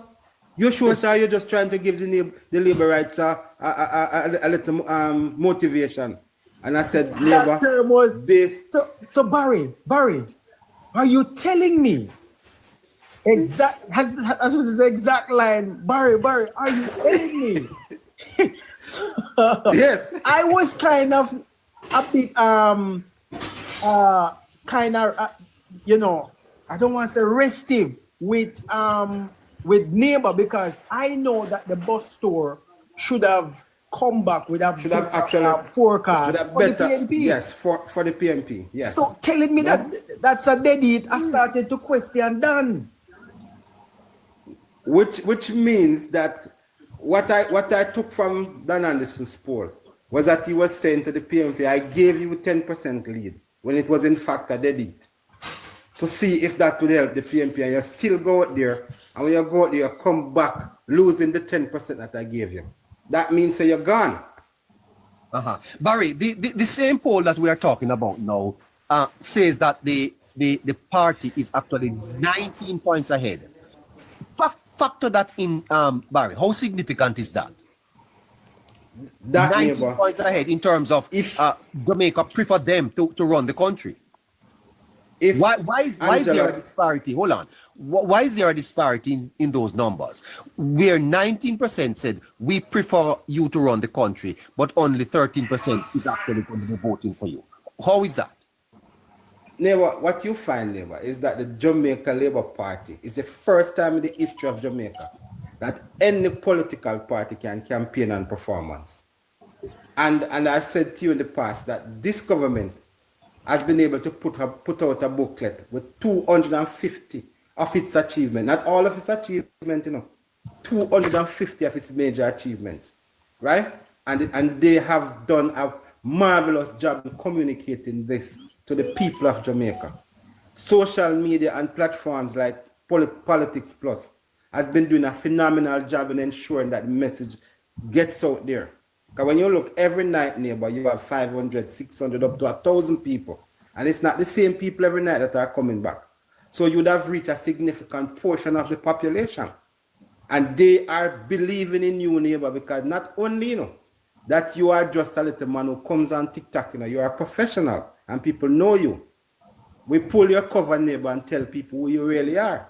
And people are now beginning to believe what you say.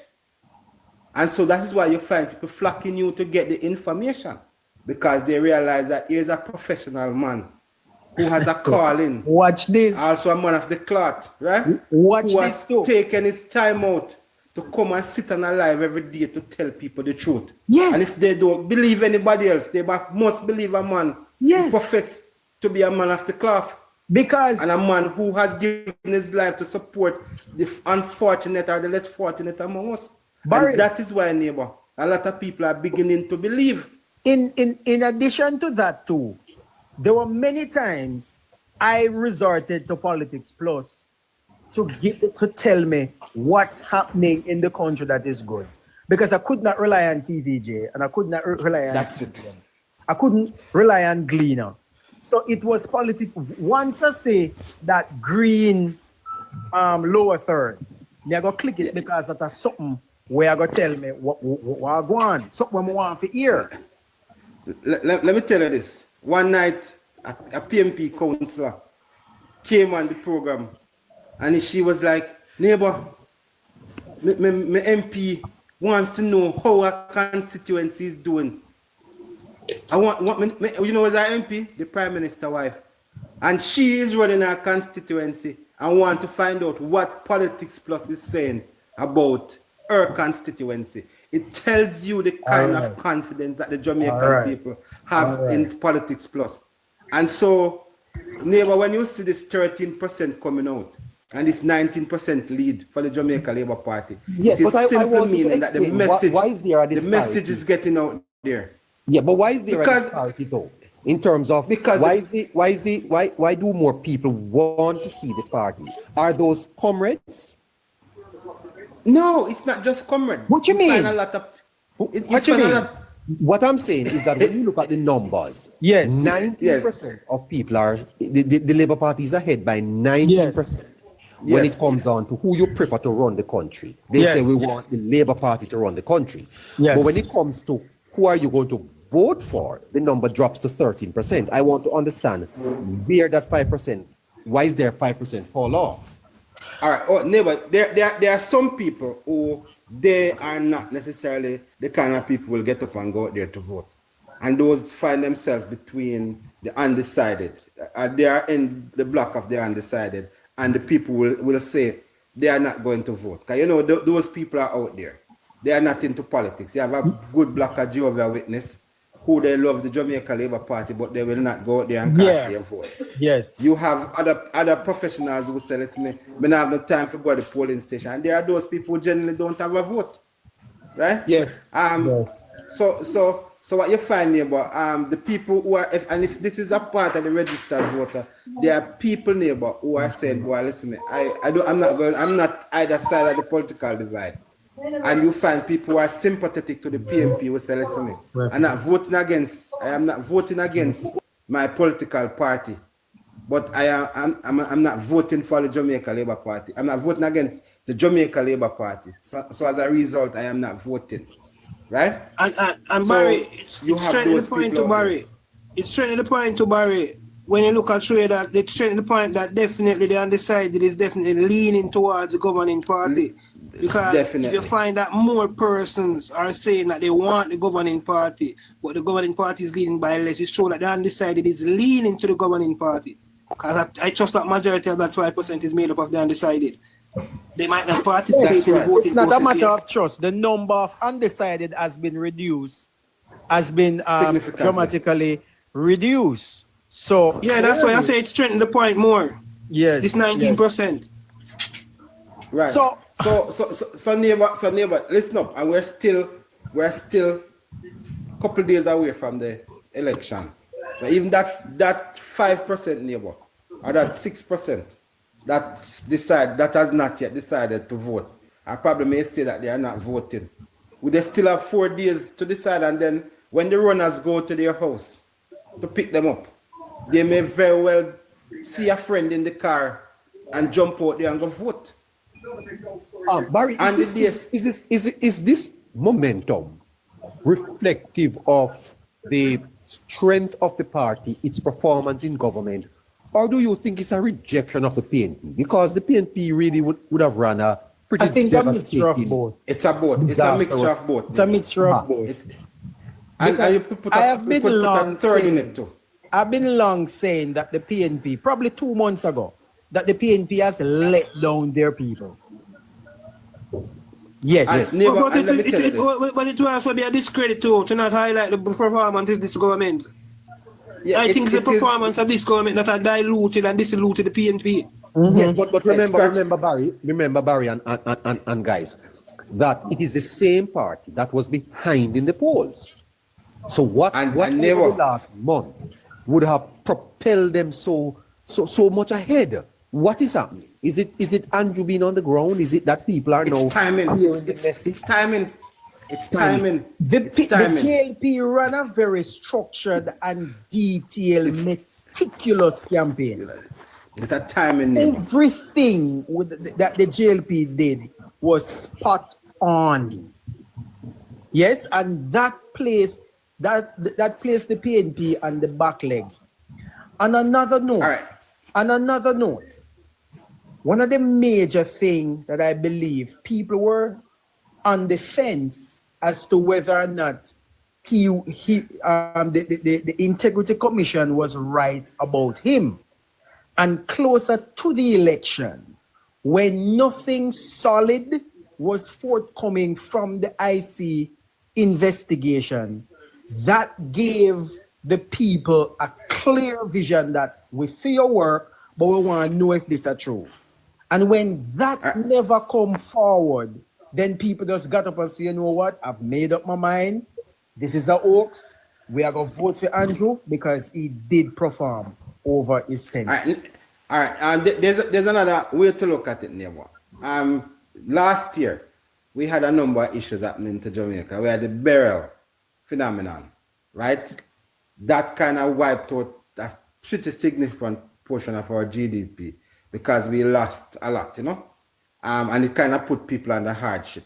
Before that, we had drought, neighbor, right? We had drought. Remember, after we're coming off 2020 COVID, 2019, 2020, we lost 2 years when the country was pretty much locked down. Schools were locked down. I mean, businesses were locked down, and we had to build back up. And we had to, it is a miracle why we are back to where we are now, you know? Because if to this date, there are countries that have not recovered from COVID, you know? And we have not only recovered from COVID, but we have surpassed where we were in terms of COVID. The big ticket item that nobody tends to want to talk about these days, neighbor, is crime.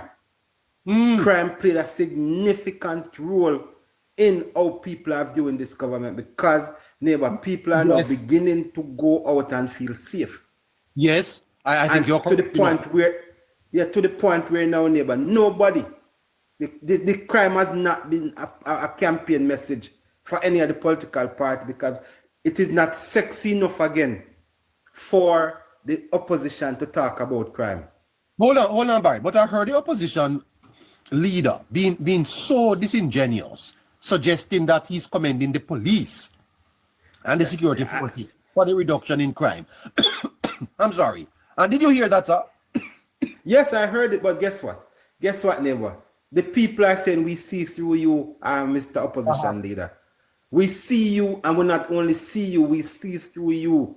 You are corrupt. You are disingenuous. You are dishonest. And that is the other thing, neighbor. So when you look at the performance of the Jamaica Labour Party, neighbor, in terms of coming out of those era of problems that we had as a country, to the point now where we see the government would have actually created some fiscal space in the country. And what did the Prime Minister do? Or the government did? He now make people feel like, listen, now that we ask you to hold strain, we are going to give back to you. And we start to giving back with the $20,000 tax return.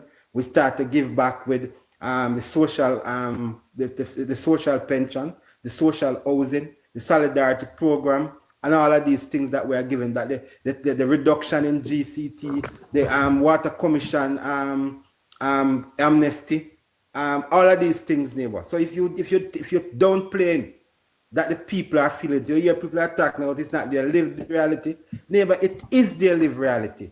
When I know that I used to owe 100,000 water bill and that has been reduced and I'm reconnected, that's my lived reality. I used to pay. The message of the PNP, in my view, from the offset, should have been to project a better picture to the Jamaican people. Because come and talk about the Integrity Commission and talk about cost of living. People are not idiot. If me I get paid $6,000 and then after a while me I get paid $16,000. Me are not idiot. That now resonate with me. so basically the messaging of the People's National Party was wrong. It never catch the people them. And the next key point, I hear people say Jamaica a PNP country. PNP believed that. And they were banking on the possibility that if I re-energize my base, then they can win the election. Well, kudos. Because your base is energized. But the poll does not say that you're leading. The people are not with you. And you cannot undermine the undecided who swings election. Neighbor, I want to make this one key point, right? Which I think plays about 30 or 40% in the thinking of Jamaican people.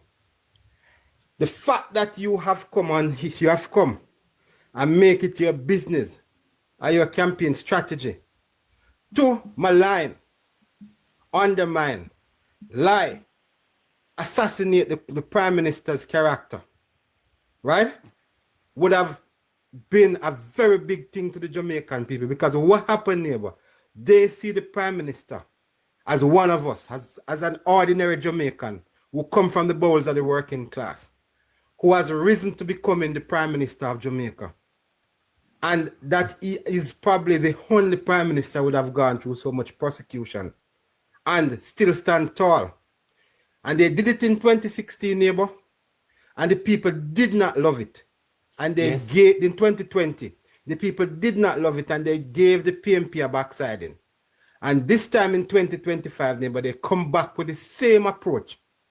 And neighbor, the people are going to give them a bigger backsiding because they do not like ugly.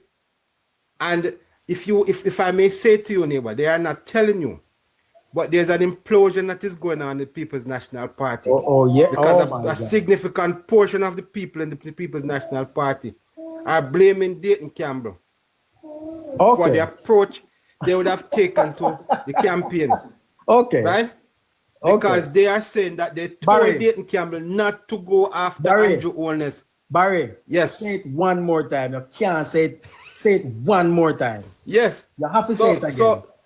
So basically, there's an implosion in the People's National Party because the approach to the election campaign was to go after Andrew Holness. Right? And guess what? They are now saying that we told you not to go after Andrew Holness because we did it and it didn't work. And you're going to do it again or you expect it to work again. So right now, Dayton Campbell, if you notice, he's not so happy and he's not so loud when he's speaking again. Because he's under pressure. Not only that. Because a whole lot of people is saying that, look at it. And Barry, there's also, remember, yes. Look at, see if you can remember Dayton Campbell's face on nomination day when he was talking to the reporters. Revisit that face and tell me that if that is a confident politician. All right. No, that is not. When say my name is Ivy, son. Barry? That is not Miss Ivy boy at all, what we know. Barry? Yes. Mr. Morel tells me that that there are more labor rights in Jamaica than comrades. Do you believe that, sir? All right, listen up, neighbor. I would have given you this thing in the last 9 years, right? Since 2016. Every year, the Jamaica school system graduated over 45,000 young adults from high school. These kids are 17 turning 18. So if you multiply 45 times 9, right? You are looking at somewhere in the region of about 420, 430,000 people who would have been graduated and are now on the voters list to vote, right? So if you have 450 new people added to the voters list who were not necessarily around when the PNP was in their thing, and the message that they are getting is a message of hope and prosperity under Jamaica Labour Party. They are on social media. They are getting the fact that this bro God is doing good for the country. They have come out of high school, they get jobs in the call center, they are buying their cars. The amount of cars would have increased from 250,000 in 2016 to 600,000 in 2025. Who do you think buying these cars? You think our old people, neighbor? Huh? So it's young people buying this. And it says, which government facilitated us being able to buy cars? When I was teaching in Jamaica, and I was a principal, when I was a principal at the primary school, I was probably one of 2 people who drive a car to school. And if you go back to that school right now, neighbor, every single teacher in that school drive a car. Well, I hope me can get one car. Anyway. so you just understand. So the PNP of the old is no longer around.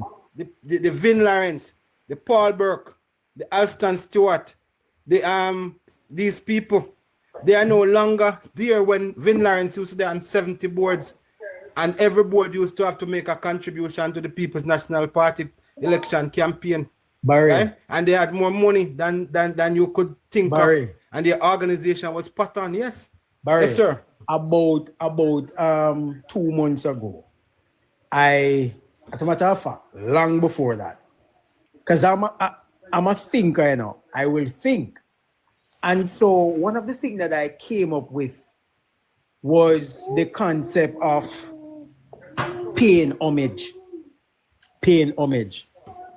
So in the music, the older artists them know the ground. And there's a term that says young bird no know storm. Stop. When Dayton Campbell and Rise United attacked the PNP, they thought that they had the money, they had the charisma, they knew what the people wanted, and so they came forcefully to the top. And now they are there, they are realizing that the party that was built by Peter Phillips, KD Knight, Paul Burke, and all those persons, they inherited that free. And so when them go, they didn't have what it took to maintain it. And I watched Dayton Campbell, Peter Bunting, Ian Eales, Luther Buchanan, Damian Crawford, and Mark Golden bring the PNP to its lowest it has ever been. Yeah. And to the point where they may be completely wiped out. Yeah, let me explore this a little bit more, Barry, before you have to go, because I think we should get people to understand. Here we're coming from a place where Laborites are concerned.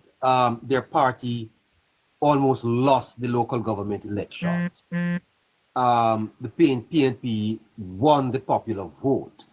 There's a call for an election. Laborites are disheartened. And here they are now on the cusp of a historic third term. What could have so dramatically turned things around in the country in a year, Barry? Neighbor, it is the brilliance of the leader that we have in the man called Andrew Holness. But wasn't the same Holness, sir, yes, Barry, but wasn't the same Holness that campaigned so hard for the local elections and almost lost? No, time catch up on us. Time catch up on us with the local government elections. I think. One second.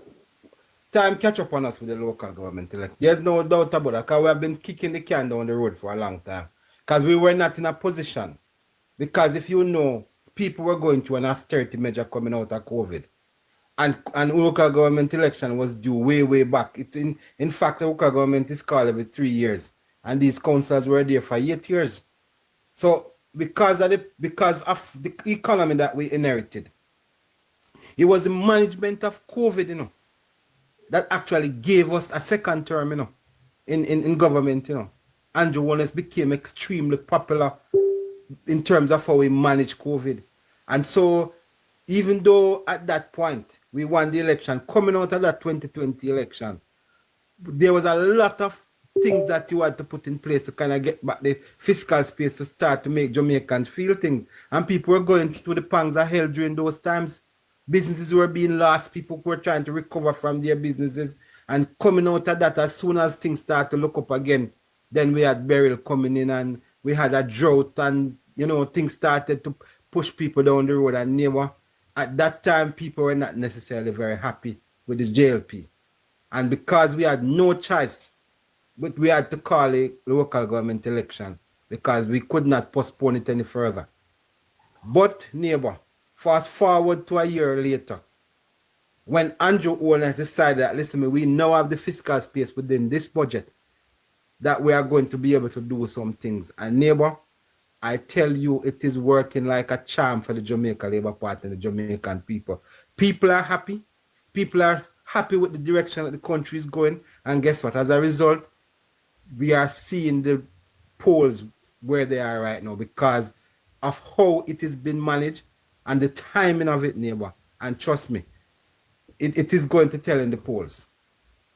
Many people on social media, you see, Barry, myself, because I said to my listeners this morning that I don't know that we will necessarily be here after next week, I tell you the truth, because we started this program because we felt that somehow the message to Jamaicans was very negative and that they were not being told the truth. And that's what the program is called, Politics Plus. What happens to many of these shows after Wednesday, Barry? What is going to happen? You know, just like every good thing, neighbor, you have to reinvent yourself and come right back. It's a matter of reinventing yourself. Look at the topics that are most topical and tend to and galvanize the support of the people. Because people are going to look to say, well, Neighbor was very good in terms of how we handled politics plus as we commentate on the whole politics moving forward. Let us now start to look at the topical issues that are current and exciting and people will gravitate towards. So you're going to have to reinvent yourself and come back. And as long as you have and are talking about the things that people want to hear about, they'll come right back and listen. That is what media is all about, you know. It's talking about the topical issues and giving the people.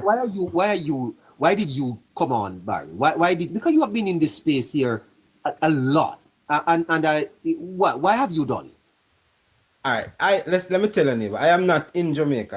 I'm a member of the Jamaica Labour Party, and based on the fact that I would have migrated to the United States for reasons that I wish not to disclose on here, right?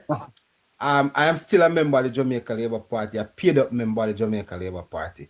I am not a supporter. I am more than a supporter of the Jamaica Labour Party. So I can't be in the space physically to give off my support, to go and try to influence those people that I have influence over.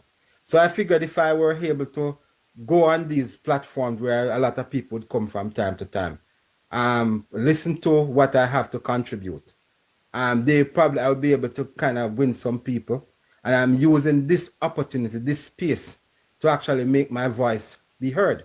You know, and as somebody who has been in education, been in government for probably all my life in Jamaica, I have chosen to be in Jamaica, to work in Jamaica. Never. I had the opportunity to be in the United States from a long, long time ago.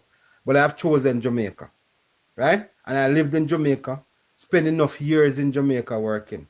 And it's all because I believed in Jamaica. I invested in Jamaica, my house, my business is in Jamaica. And guess what? I have no intention to ditch Jamaica, even though I'm in the United States temporarily for the time.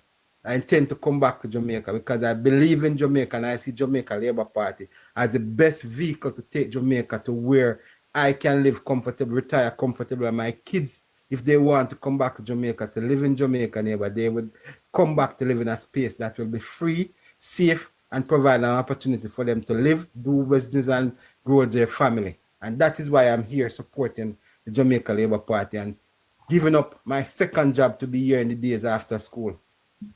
In addition to that, too, Barry, the sentiments here in the US in terms of the diaspora, let me just put it out there. We are proud of the Jamaica that we're now seeing. Very proud. Yes? And there are persons who would have never thought in their mind or believed that they would have lived to see a Jamaica like this, one that we would have only envisioned. But no, such a vision is now a reality. And the only thing we can do to maintain that is to support the government led by Holness and the Jamaica Labour Party. Neighbor, I tell you this, you see, when Bruce Golding won the election, you know, my father was a Rockstone labourite from Bustamante days, you know. He was, when Mr. Edward Siaga was in Boxing Town doing his sociology degree, his research paper for his sociology degree, he moved to Boxing Town and to live with the people, right, and live among the people while he was doing his research. My father was the man who took Bustamante, told Siaga that when you go to Boxing Town, go find this man, they call him Bull Mighton at the time, or Sheriff, right? So Sheriff was Mr. Siaga's chaperone. So everywhere Mr. Siaga would go in the community, my father would be there with Mr. Siaga, right? And when Mr. Siaga lost the election in 1989, as a child, I saw my father cried for the first time in my life, right? Now, he never actually got a chance to see the Jamaica Labour Party in power until 2007, when Bruce Golding won the election. And the morning after the election, when I went to see him, he said to me, son, I never know I would have lived to see my party win another election. So guess what? Me can dead now. He said to me, I can die now because I see my party win another election. That was how important Jamaica, how much he believed in Jamaica Labour Party. Yes. So I said to him, said, Daddy, why you say you can die now? He said, listen to me. If Jamaica Labour Party win an election, I have every confidence that you will live in a country that will do well for you and your children. There you go. That's what he said to me, you know. Yeah. Hold on there, Barry. Don't move. There's a new caller. Oh, he's gone. But he's left. All right. That is great stuff. Boy, it's nice. It's been nice talking to you here, Barry. Always good talking to you, neighbor. Yes. We want to make sure that we have you back for the election. And I will be around, neighbor. I will be around. And I will be there to celebrate. With all of you. Neighbor, you know, at first, you know, I'll tell everybody this, you know. I don't know your political antecedents, and I don't know if you are even a Labour writer as we speak. Me, sir? Right? Yes, no, sir. I'm not. I'm not a Labour writer. Right? No. So I'm saying to you, I'm saying to Jamaica right now, that it is through politics plus, right? That neighbor would have actually shaped his whole belief in this Jamaica society, and having gotten a chance to ventilate what is actually happening in Jamaica, he has become more convinced. I honestly believe that you have become more convinced that it is this vehicle that will take us. Because trust me, no, neighbor, if you were to look at what happened to you under this Jamaica Labour Party government, you would never speak a word of good things about Jamaica Labour Party. You never saw it. Well, they make me a suck salt. Right? So it is true. It is just because you believe in the fact that this government can actually take us to where we want to go. But under this government, neighbor, if you have felt their hands, you know, and not necessarily, but you know, policies and policies. And like I said, after this election, there's always hope because we believe in what you do and we believe in what your institution do. And I said, there's always hope, neighbor, and don't worry about it.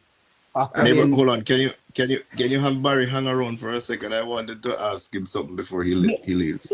Yeah, he can hang around. Go ahead. Yeah, but neighbor, did you see, and big up yourself, one scratchy, because I don't know, or he left.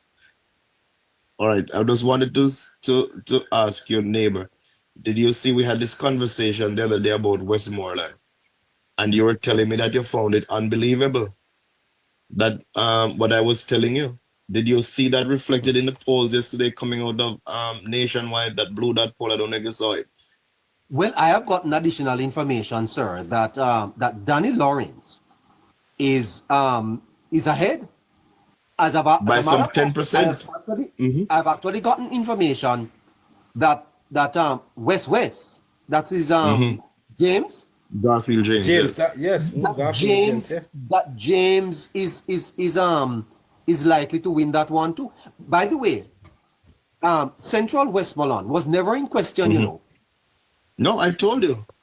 Central Westmoreland was always very, very strong, but there was some doubt with Danny. My understanding, sir, is that Dayton Campbell is going to struggle. And listen, when I told you the other day, you were saying, "Well, can this be true?" And I'm happy that the polls. You know, sir. To be frank, there is perception in politics, and it must not be discounted. And when you see the type of support that the PNP initially got, I don't know if you listen to this program all along, because I had to deal with it. You know, I had to deal with it for my listeners to get them to understand that crowd support needs to be. You feel very careful with it. But sir, if Westmoreland is the PNP's bastion, one of the PNP's strongest, if not the strongest parish, and polls were showing the PNP ahead. And when you look at what happened in the local government election, that the PNP won the popular vote, Westmoreland is a gone for the PNP. Westmoreland, Hanover, you write that off. But neighbor, what did I tell you? Didn't I say to you that we cannot use the local government elections to reflect what will be the outcome No. of the general? And I I agree, said to sir, you, but you must admit, sir, that the recovery of the Jamaica Labour Party over the last couple of months has been phenomenal. it has been. It has been. It has been phenomenal, sir. And you know, sir, let me tell you this. Ever since the Prime Minister went out in halfway through to distribute those little books, the Labour Party has won the election every single day except one Saturday that the PNP went to Crossroad. They have dominated the election, sir. They have run a fantastic campaign. And the fortunes of the Labour Party have been turned around so significantly that right now, I don't even know what to expect next week, Wednesday.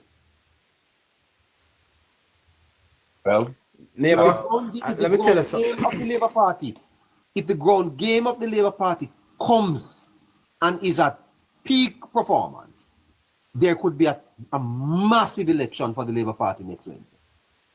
Yeah. Neighbor, you know, I gotta tell you where I think the starting of the turn, where the curve started for the Jamaica Labour Party. You know, you run a 400 meter and reach the first curve on the track, or the first turn on the track. The first turn on the track came after the Euro Circle demonstration. You see that first turn after the Euro Circle demonstration? Yes. That was where the big argument start with comrades and labor rights. After that, the Euro Circle demonstration, when they bring out all of their dinosaurs and the people come out there and didn't even know what they were demonstrating for. Exactly. That kind of started the whole conversation. I think when Dayton Campbell gave the Prime Minister, what, 72 hours? 72 hours, right? I mean, come on. By the way, hold on a little bit. This caller wanted to come in all along. ATB? Hi, how are you? I am fine. Hi. How are you? So I've been watching your program from. I'm in Canada. I've been watching your program for quite some time, and I am very impressed with your comments. I mean, like you know, especially Barry. Barry have a sense of humor, you know. And I've worked with politicians for quite some time in Jamaica. I work with you know, a few diplomats also, and I can tell you, man, Andrew Holness, I'm 45 years old now. Andrew Holness is the best thing Jamaica ever see. I know from Michael Manley days, where I met him in 1990 before he stepped down in a place they call Taunton. That's in northeast St. Elizabeth. And I'm telling you, I see some great opportunities of being able to, you know, to work with. The man have energy. He have an IQ. He know to. Bits 1, 2, or 3. Thank you. Yes, he know to find the people to put in the right place. Man, what else can we say about him? You know, he's a genius. Usai? Barry. Yes, Barry, sir. before you go, there is this one thing that I want you to shed some light on. That the strategy of the PNP has never changed relative to the JLP and how they are. The leader, they demonize the leader of the JLP at all times. And that is how they have managed to really capture the mind of the people. With Andrew Holness, it's a little bit different because the dynamics was clear. People love Andrew. Why? Because of his charisma. And I dare say, unapologetic, that you not enter the fray of politics without charisma. If you don't have it, dog, name your supper. And what has... All right, let me... Hold on there, Barry, before you come in, because people have to understand, you know, that it is not the love for Andrew Holness that is making him prevail among all of these accusations and character assassination that is taking place. People did love Eddie Seaga. And I dare say that there were people who were more passionate about Mr. Siaga than they are about Andrew Holness. But let me tell you what the PNP has come up against. The PNP has come up against a new set of labor rights, a set of labor rights who are going out there and standing up for the prime minister, standing up in his defense, um, going and they're taking them on frontally wherever they are. That's the difference. Back in the day, Barry, what would happen is that the labor rights would cover. If they were on a platform and they would disengage these people and just walk away. No, we're not finding that. We're finding the labor rights who are standing up shoulder to shoulder to these people and are saying to them, listen, that's not true. That's not how it goes. And they are putting their counter arguments on the table, and they're doing it vociferously for the prime minister. So that's really what's taking place. It's not so much in love, because I dare tell you that people were far more passionate about Mr. Siaga than they are about Andrew Holness right now. Not that he's not loved. And Dexter, I'll say this to you too. A comparison between the JLP under Edward Siaga and Andrew Holness. Under Edward Siaga, when people disagreed with Edward Siaga, they come and they made it known. So there was this people, this unity within the Jamaica Labour Party, because Edward Siaga came off as the one done, in terms of is where the highway, right? And then you find people who were very openly opposed to some of the things that Mr. Siaga did. And so you end up with the Gang of Five, and then you find Bruce moving away from the Edward Siaga-led party to form the NDM, when JLP should have won the election when Bruce started the NDM, But it was the NDM that actually caused the Jamaica Labour Party the election. All right, and so, wait, let me finish. Under Andrew Holness, what you find is that Andrew Holness, not only that he took actions against his own people in the party, ministers of government, the chairman of the party does not have a ministry, right?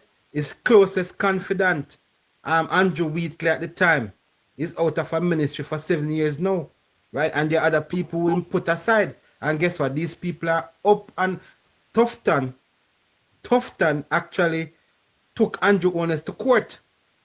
And who is the campaign manager for the Jamaica Labour Party now? So you understand the way that he has been able to unite the Jamaica Labour Party, right? Despite all the challenges and the difficulties that they may have had in the past. So Andrew Wheatley, the deputy GenSec, Warmington, who is out of the cabinet because of his utterances, Tufton, who he actually gave a pre-signed letter to resign as who took him to court, is now the chairman, right, of the campaign committee. So he has been able to unite the party, and there is no semblance of disagreement within the Jamaica Labour Party. And it has always been said that the only people who can beat a united Jamaica Labour Party is a united Jamaica Labour Party, and is a disunited Jamaica Labour Party. And so had we stayed united throughout, because Jamaica people always see the Jamaica Labour Party as a better vehicle for taking Jamaica to progress. So just as long as we stay united, yes. Just to pick up back on the point about charisma, I am telling you that Andrew Holness is able to do what he do politically relative to the people gravitating to him because yes, that is true. Yes, charisma. And I'll say, and I'll dare say this, without it, politics is not your field.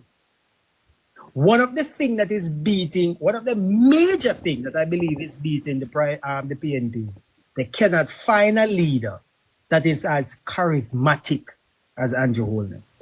But charisma, I disagree with the neighbor, because I'm going to tell you why I disagree with it. I disagree with it because you have a guy like PJ Patterson, who is the least charismatic politician we have had in Jamaica. That's not true. And I tell you, PJ Patterson is the least charismatic person we have had in our political landscape. and he has gone on to win 3 consecutive elections. That is not What it true. takes, what I it disagree with takes, that. and you can disagree, you're allowed to. You But can what it disagree, yeah. takes, what it takes is political organization. But Yeah, and I'm not unity. discounting Yeah.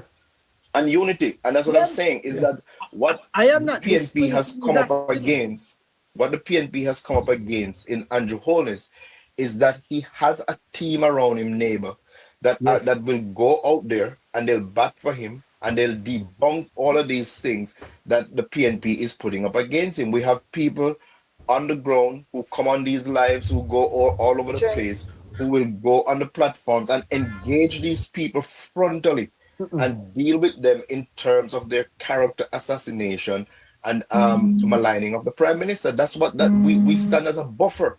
Mr. Siaga didn't have that. He didn't have that. Barry told you about the gang of 5 that evolved into the gang of 10 and then eventually led to the forming of the NDM and the dividing of the party. What we have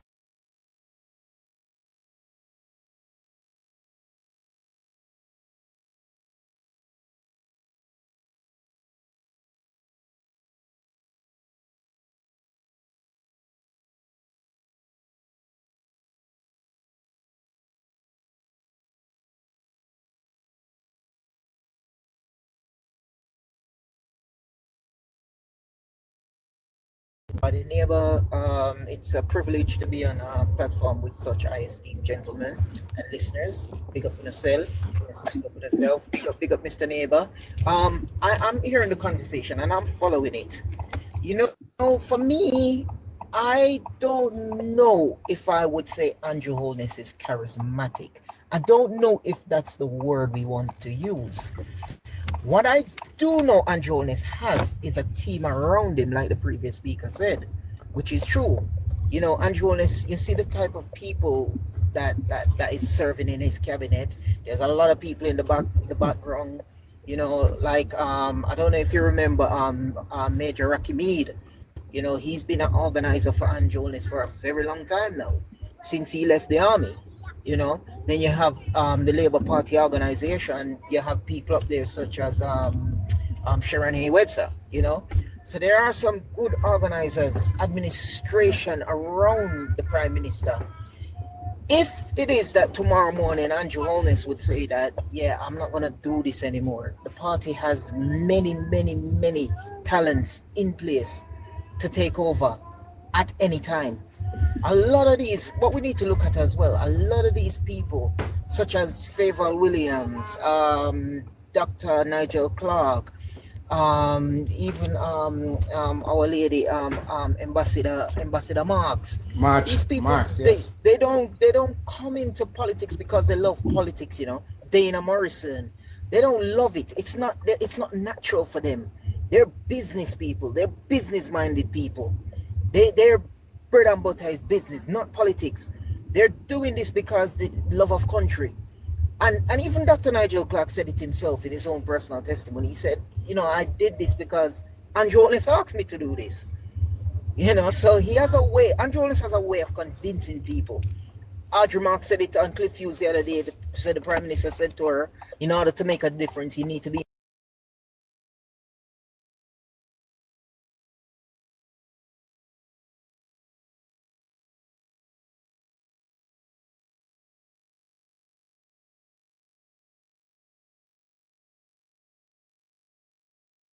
the fighting around Edward Siago.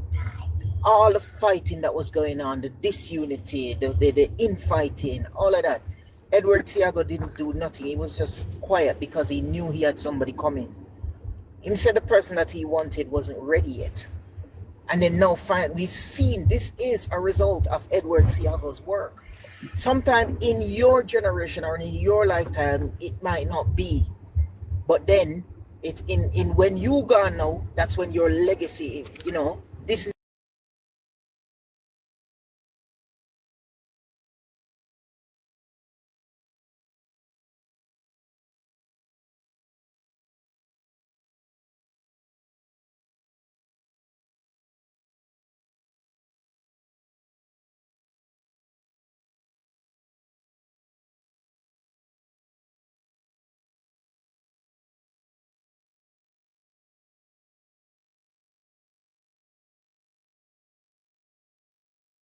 I'm going to make and I'm done.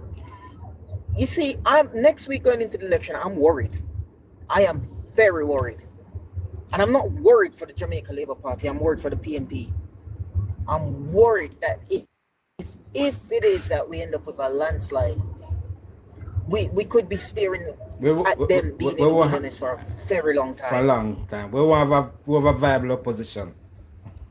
We need a viable. No, we don't want. We need, because we need people to speak truth to power. We need people to hold this government to account. We need that. And you know, sir, sir, I say, you know, it is why Andrew Holness is Prime Minister today, you know, is because he was a very responsible opposition when Portia was Prime Minister. Because he did not tear down all the policies that the government had then. What he did, he supported policies that he thought were good policies. And the policies that he thought needed to be revised, he was oppose those policies and provide alternative. But what we find is that this current batch of people who call themselves PNP, they will tear down the house if you just build it and start from ashes just in order to be in power. And that is what we do not want. Are we seeing, because this is the current thought that I'm now entertaining. All the others that I've entertained before, I've seen unfold in front of my eyes. This is the one that I'm now thinking about. Are we now seeing the possibility of a next party? Not the pastor party or any other party where fresher come out. I'm talking about politicians who have been in politics, who have been battered in the PNP, leaving the PNP to form a new political party. Let me answer your question. Are we seeing this? Should the PNP lose this election? All right, and I've said this in the past, and I tell you this, and I've said this, that Mark Golden will not be the opposition leader after this election. Separate and apart from that, I'm wait. Let me finish the point. So the new opposition leader, because Mark Golden Risers United will not command enough seat in government for him to be voted in as the opposition leader. And I think the people who will become MPs for the People's National Party will not choose Mark Golden as a new opposition leader. And then it is that new person who has become opposition leader will now begin to reshape the People's National Party to become a viable opposition. So where would Risers go? Because I believe that they're going to be around. They are going to be around, but guess what? The new leadership of the PNP will now decide to steer, just the way Mark Golden and Peter Bunting took up leadership of the People's National Party and Dayton Campbell, and they have steered the PNP away from being a PNP to becoming the Risers. The PNP will get back to the core of being the People's National Party, and they will now start to shape the party and identify quality talents, I would imagine, to actually fill some of these seats that are vacant. That will be there, because a lot of these people will not contest the election again because they are broke. But Mr. Barry, what you will end up with if you go down that line, what's that? Oh, what you would end up? Oh, he's gone. I have a phone call. No, but I'll carry on. What you will end up with that line of reasoning is you'll end up with a split vote. So you're looking at and that is what I'm getting in government for a very long time. That is because what I'm yes, I think the Risers, the Rise United Party is on their last breath. Honestly, that's my honest opinion. I might be wrong. Remember, but I think this will be it for them. Remember what happened with the Labour Party in the how we got NDM. What I am seeing is that I've said this probably 2 months ago. People never believe, or they knew and just disregarded it. The party is not fully united. There is a split. There are persons who supported one PNP that is not comfortable with the way in which Risers, the dominant force in the party, now is progressing. And so losing this election, this is fact. A lot of political career is currently on ventilation. Yes? Losing this election means that those ventilation support cut off. In my mind, this is what I'm thinking, that there will be another political machinery coming out of the PNP, and of course, other persons around, other probably independent candidates forming another political party. That is what I am feeling. Speak. You know what I say? Singapore is a one-party state, you know. And if you look at what they are currently doing as a country, their per capita income is up to about $30,000 per person. Is it 25 or 30? Or is 50? I don't remember. But their per capita income is a significant It's high about number. 64,000 US. 64,000 US per person, right? Now, and they are one party state. And this did not achieve with the kind of ins and outs that we have seen since Lee Kuan Yew. So you have one government coming and then the next one coming. There's some level of consistency and rules of laws, because we are able to have a parliament that has been able to pass laws that actually protect the state, shape the state, and set up order in the country. I see my prime minister currently as somebody who wants to develop some level of order in Jamaica. And I say this to people, you know, that right now, crime, murders, unaliving, shootings, and such, robberies and all of those things are the police number one priority, and they are focusing a lot on that, and traffic violations and stuff.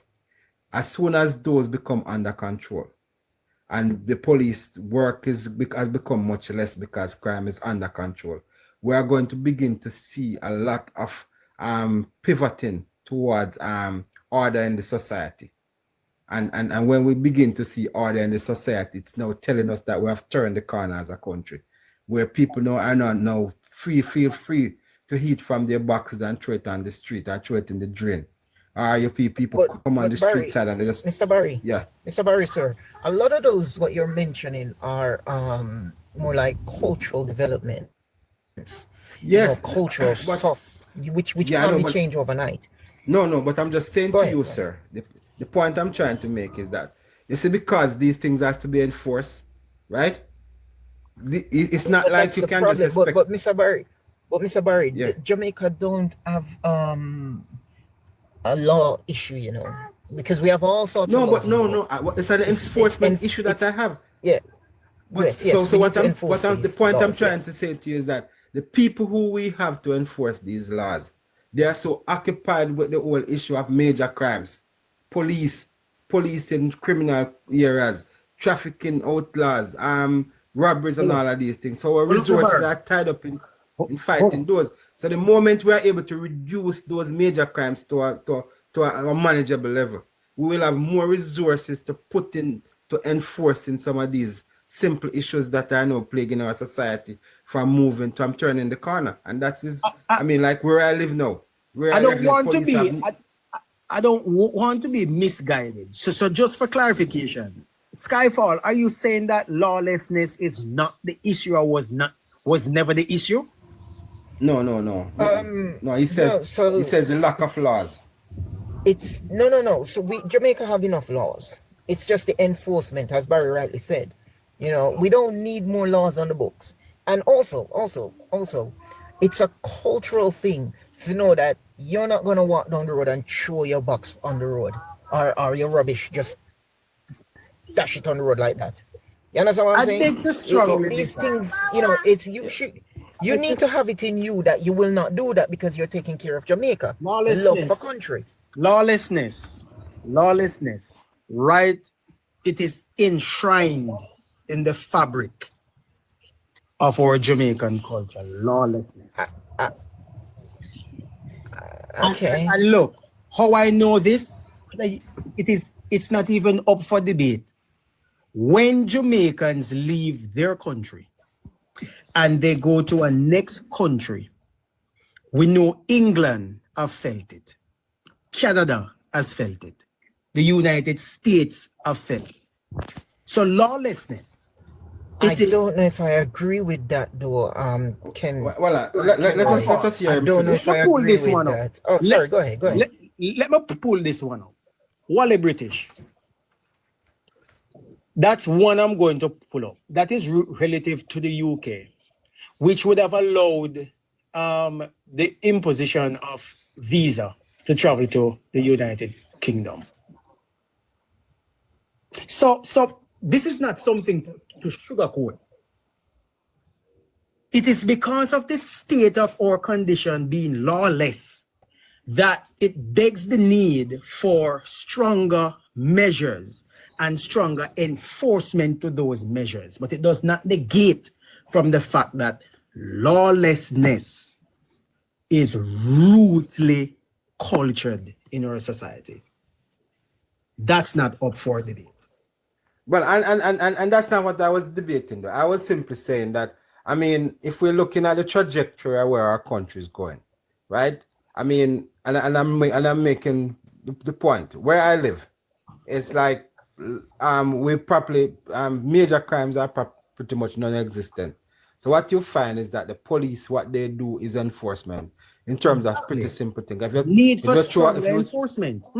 Yeah. So if you throw a piece of trash on the road through your car window, you can rest assured that you'll get a ticket, because at least if some camera pick you up on your license plate, get picked up, or somebody's gonna send you a ticket in the mail, or you are going to have a policeman pull you over or something. I mean, simple that. By just throwing something through your window. Barry, no, the Prime Minister said we're heading there, you know. Yeah, no, that's what I'm saying. So, and I'm saying to you now, a little bit down the road, in the major city, if you drive down there, you can break a one-way and you get away with it. Because guess what?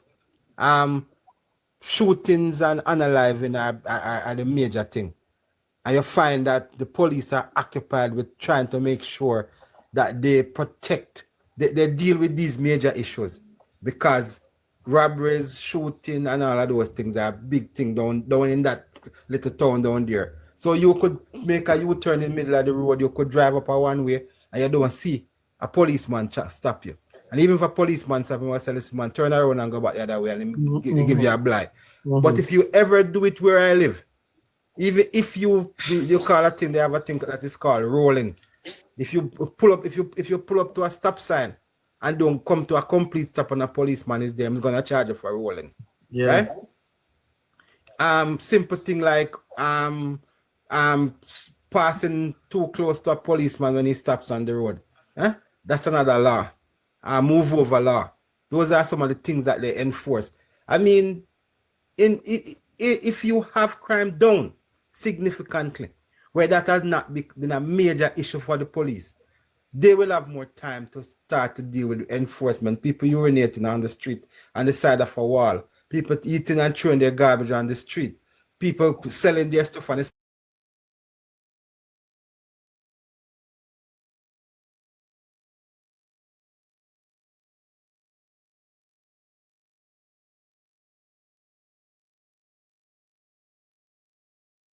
Certainly. This was one of the three things that made me see Andrew differently in 2016, or even in the first election when he assumed leadership of the party. We were coming from a place of tribalized politics. You over there, so me over here, so. Anybody remember the first time when a political campaign is in IREV and PNP and JLP had danced with them one another? When was that the first time? Anybody can recall?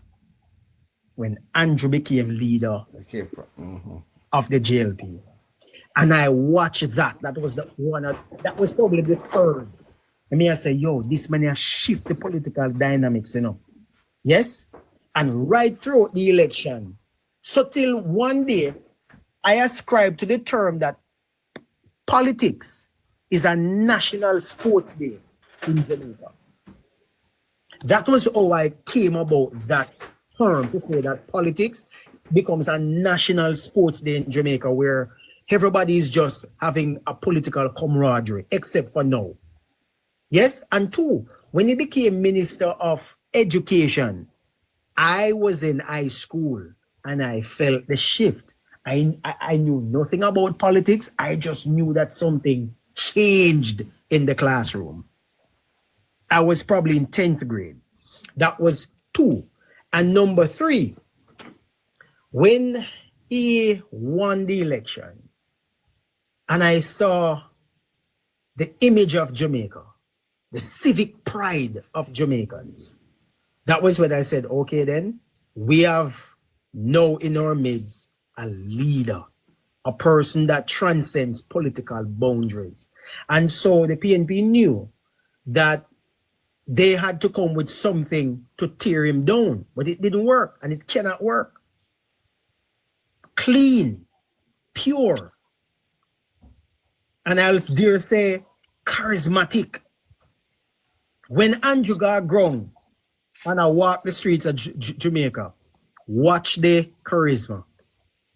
That's where you see the dynamics of the levels of his charisma.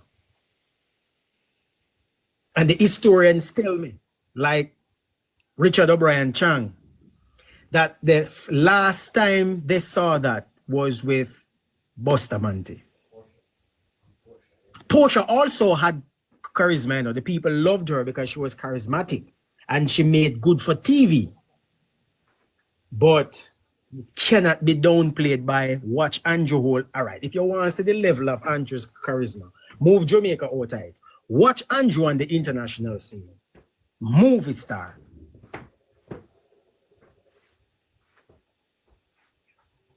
Movie star. The way him walk, the way him dress, the way him carry himself. Movie star. All of that is charisma. And people love the optics. Now, let me tell you this though, guys. I tell you, I'm to come back to the whole issue of where we are today. I mean, the last week this time we were fighting with PNP would be coming on this and these live and other lives to debunk and to spew a lot of lies. If you notice, the appetite for this kind of conversation has totally dissipated from the different lives that we have. We do not want people to come up here and have the discussion about, we're moving away from the you said, this, who did that and who did that. What we're looking forward to what is going to happen after Wednesday. And that is where our headspace is. We're looking forward to Wednesday.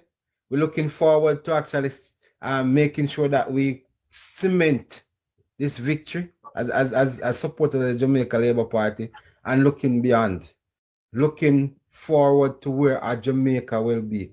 And for me and others who live in the diaspora, I mean, I can't wait to see some of these plans that are currently on the books for Jamaica. Because guess what? I know that, I mean, people will probably say, why are you still in the United States? You know, you have to, there's a time when you had to keep your option alive. Probably if I was in Jamaica, if the Jamaica Labour Party had won the 1989 election, or probably an election subsequent to those, I probably would be in Jamaica right now and not in the United States. But now, since Andrew became Prime Minister, my hopes for Jamaica, right, has been so lifted.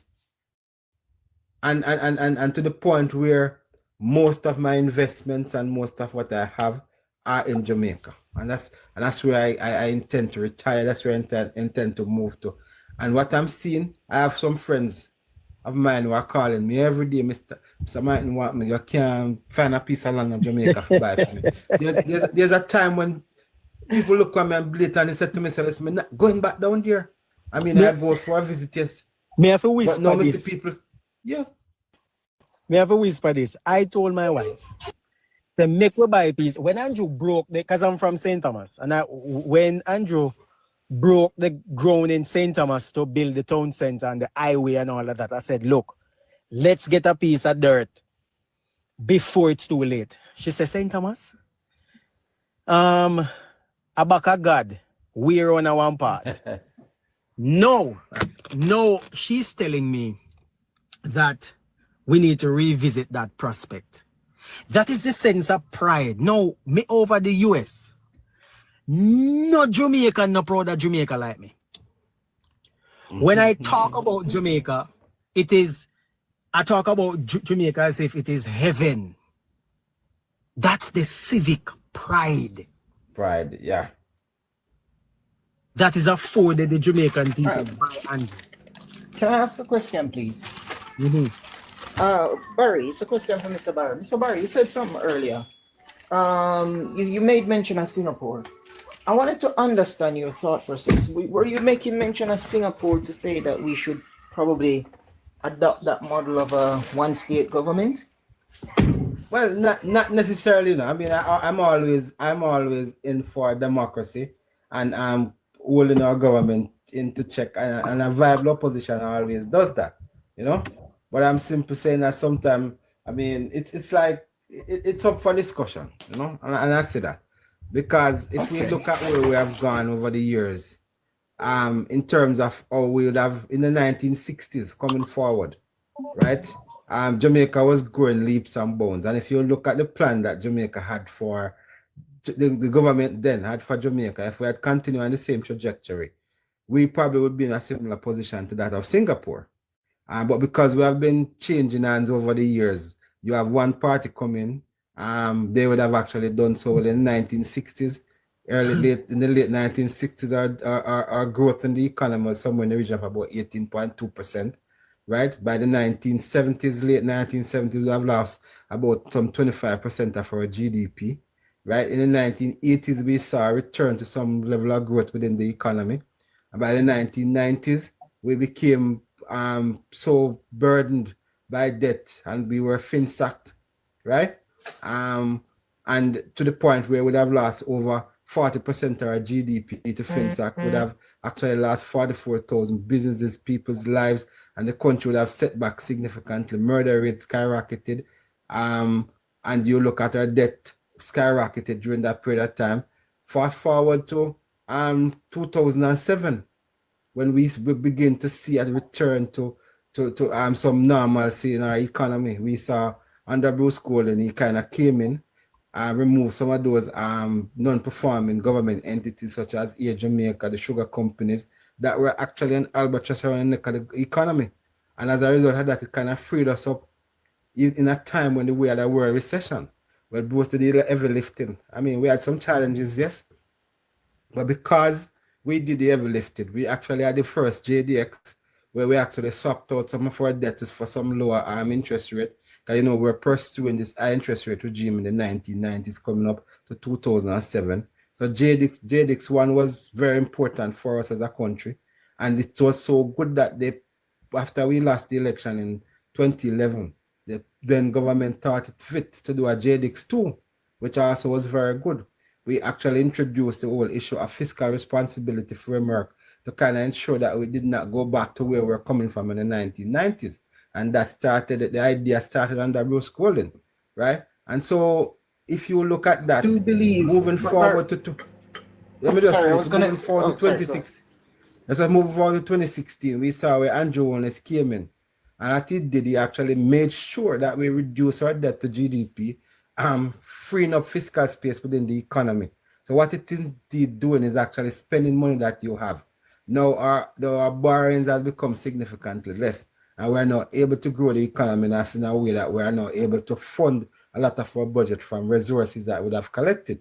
And the amount of borrowing is very minimal. And we will continue to reduce our debt to GDP as we continue to move forward, freeing up more fiscal space within the economy to modernize our economy, create employment opportunity, and create a better life for those who are less fortunate. And this is where Jamaica has gone. And if you notice, It is under the Jamaica Labour Party administration that we have been able to do it better for Jamaica as against under the People's National Party. Oh, you're right. And the reason why I asked that question is because quite a lot of people in Jamaica actually have that belief system that we should be a one party state. But I disagree with that position because you see, once your guy's in power, you know, and your guy's doing what you want him to do, you don't know what the next guy coming to power is going to do. You understand what I'm saying? So I don't know. Singapore is a unique model. You know, credit to them. It is a unique model. I mean, one party state can be very dangerous to a country, you know. Like an example. It hasn't worked anywhere. It hasn't worked anywhere. I mean, it has to be a conviction. A person who leads a one party state would have to have the best interest of the country and its people at heart. And if you do, you will not oppress. You will not oppress the people. But when that person leaves, if the person coming in does not have the same idea, the same mentality, then what we'll have is problems. Yeah, you know, so but like I said, you have to just understand, you know, the fiscal responsibility. The fiscal responsibility rules that you spoke of, it was definitely brought to Parliament by Bruce Gold and Adley Shaw. It was actually passed by that government. And the PNP introduced an amendment that they could access, you know, in cases of emergencies, they can basically break that law. Not break it, but you know, it was passed by. But actually, let me tell you something. And if we see a similar pattern coming like we saw in the 1960s, when the government was doing so well. And I tell you what it is. We have been able to reduce our debt to GDP significantly, and we have been able to free up some space in the economy. Now, there's a projection for the debt to GDP to go down to 60%, right, by the next financial year, if we were to follow the fiscal commissioner. Now, what that will do for us, that will free up some about 2.5% of fiscal space within the economy, probably creating for us about a $70 billion space. The present People's National Party has promised out that $70 billion to about 80,000 Jamaican people. So the government of the day would have actually worked with the people of Jamaica, caused them to tighten their budget. Let's vote for a better Jamaica. Right? Can you just mute it? Yes. Would have caused them to tighten their budget. And now that the opportunity come for us to create some fiscal space, the PNP wants to win government and to promise this $70 billion of fiscal space that we would have been created to give it to 80,000 Jamaicans to a $3.5 million tax threshold. What happened to the rest of Jamaica who has tightened their belt for all these years? Are you saying that you're only going to give this to 80,000 people because you want to win an election? That is not fair. It's the same thing we saw in the 1970s. Yes. Mr. Barry, let me say something to you. The other night, on the debating where the one that Peter Bunting was on, and I don't know if anybody didn't pick it up because I hear nobody talking about it. And you can go back and watch the replay. It's on YouTube somewhere. You would have heard Peter Bunting utter this statement. He said, sorry, background noises. Sorry. He would have uttered the statement of, we have to be radical in our thinking, in our social approach. Radical. When he used the word radical to me, you know what that gave me? Immediately my mind was taken back to when we were going along really nicely well. We were going along, and then Manley came and Manley became radical. He was radical. You understand what I'm saying to you, Mr. Barry? Yes. Yeah, I understand what you're saying. And it's that radicalness that has brought us to decades. To decades of economic constraint. Definitely, you know. And so we don't want to go It was concerning. It was concerning. Yeah, I see we have a fancy face. Is it Fancy Hilton. Fancy Hilton. Fancy Go ahead, Hilton. your turn. You probably want to make a contribution. Maybe she don't realize Fancy. she's in the box. Fancy.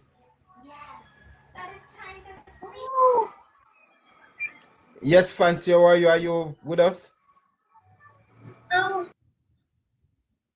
Oh, she's down. She didn't realize. Somebody else here? Keenan. All right, Dexter, you're back with us, Dexter, all right? Yes, I know this that I got knocked out of the box, but yeah, I'm not sure what happened, yes. Yeah, I'm not sure what happened either. But Barry, let me ask you about Singapore. Is it that Singapore, because this is what I wanted to ask and I realized I was wrong. Is it that Singapore is a one state country? One party country rather. One party state. Or is it that we have competing parties like we have in Jamaica, but the people but they're not tend able to win when I'm at yes. Yeah, I wanted to clarify that for your listeners because I think that people are beginning to think when I'm looking at some of the comments. One party state. Or is it that we have competing parties like not able to win when I'm at yes.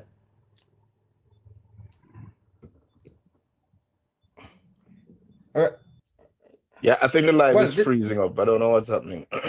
Yeah, there's somebody live that was open. Right. So basically, they have other political parties, but they have not been able to gain the kind of traction. They're not able to capture any seat in Parliament. In Parliament, and it is because of the performance of the present administration. I mean, if a country would have taken you from the brink of collapse, if a party would have taken you from the brink of collapsing. Right? Remember, one at the time that Singapore was one of the poorest countries in the world, right? And to have turned around and transformed their economy to the point where they are now seen as one of the fastest growing and as the highest GDP per capita in the world, which simply means that there was some great level of transformation that took place in Singapore. And if I was living in Singapore, I wouldn't want to vote for any other party but that one, because I do not want. I don't see any other country in the world being performing like my party performing. So why would I want to change them? Yeah, and that's the point. Simply me. Yes. No? That's the point I keep making to people because now what the PNP is doing, and the PNP is trying to put across to the people because they have lost the debate on the economy. They have lost the debate on crime. They have lost the debate on youth empowerment. And the other major issues in the country. They are now losing the debate on corruption because now the people are now finding out that this argument that they're making against the Prime Minister regarding his statutory declaration is a farce. And his 28 bank accounts. And his 28 bank accounts. It's all a farce. So they're losing the argument. So what they're now doing, Barry, and you probably can tell me your opinion on this. They are now going about now to say, okay, we don't want one party to be in power beyond 2 terms because it is smack of dictatorship. Which you have made the point that in Singapore, Lee Kuan Yew, and that is why I don't like this argument about charisma, because Lee Kuan Yew was never considered a charismatic leadership. What he was considered as was a leader who built institutions. There were built-in institutions within the society that protected against corruption and looked out for the better interest of the people. So that's what I'm saying, is that if you have a government that is doing well for you, you have a government that is performing on your behalf, why change the government? Why not continue with that government? Of course, and basically that is what the Jamaica people do. But sir, the government does not elect themselves. What the government does, it puts it puts it to the people. So if the people keep electing the government fairly, then you don't have no problem. Absolutely. We don't need to change. Yes. No. Can I offer an opinion on this? Hold on. The people of Jamaica will have a choice to make on Wednesday. Yeah. And if they make a choice for the Jamaica Labour Party, we accept that. 5 years down the road, they will have to make another choice. And if they keep the Labour Party, it's the people who do it. It is the people, Yes. There's and that's nothing a named dictatorship here. dictatorship in that. Democracies are where you don't have elections. Mhm. Or authoritarianism is where even when there are elections, those elections are mere farce. I'm of the opinion, you see, that the PNP, they come with these different arguments purely because they're desperate to protect the legacy of PJ Patterson. This is Sir, what ma'am, I'm of the opinion. I heard him in a tape today endorsing Dayton, Mr. Siaga made this, Mr. Siaga made this foolish point. You are joking, Deba. Are you joking? Yes. Being serious?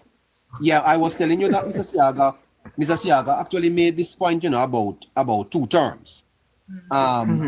When I think he himself wanted to get back into power.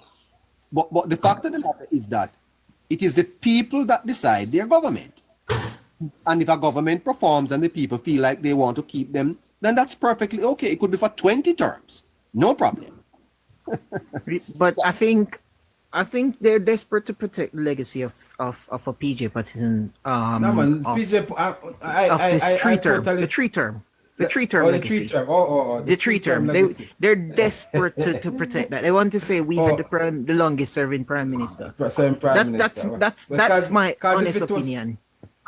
Because if it was the legacy that PJ Patterson left behind, I would certainly tell you that the only legacy that PJ Patterson left behind is a failed economy that has caused so many Jamaicans to be suffering today. And I tell you, and I say this to people, neighbor, I know you're a man of the cloth, and you don't want me to say certain things on your program. But I'll say this to you, because I don't, and it's not a hate speech.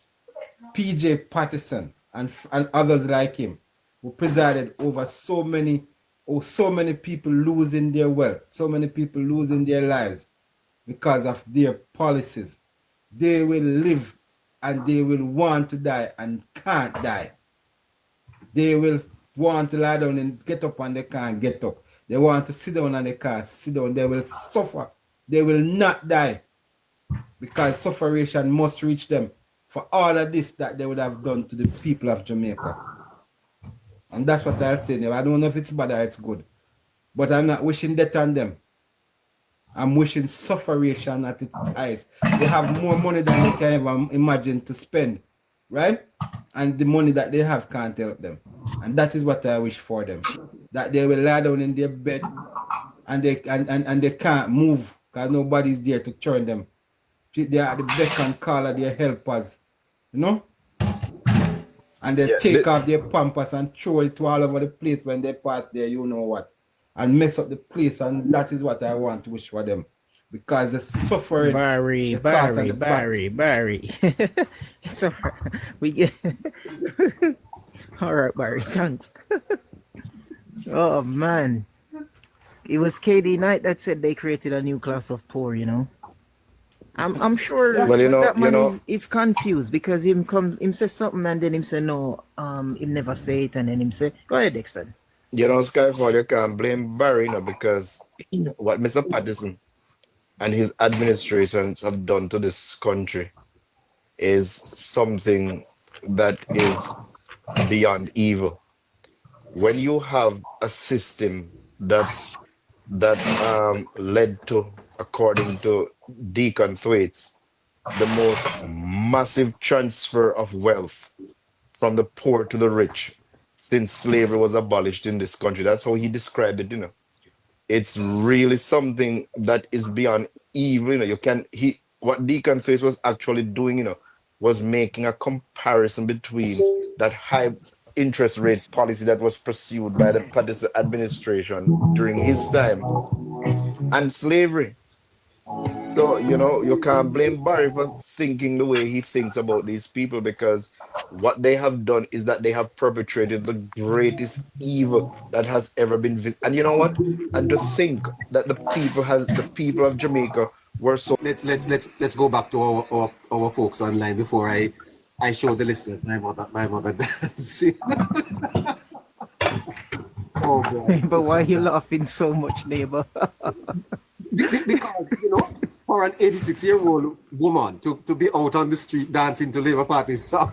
I said it to you here yesterday, neighbor. Andrew Holness has inspired a new set of people.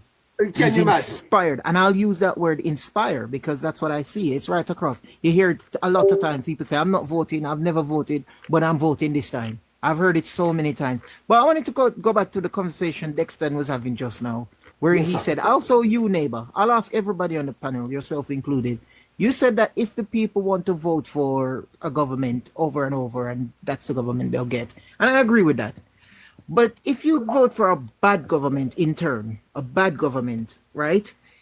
Do you think the people deserve a leader, that sort of leadership? Because they voted for it? They get the leader they deserve? Wait, what you describe as a bad government? PJ Patterson government. Well, you know, sir, there are several things to be discussed in that period, because some would argue that the PNP won by default. That's true. That is true. A couple of things need to be said for the young people listening. First of all, I don't know that those were fair elections, sir.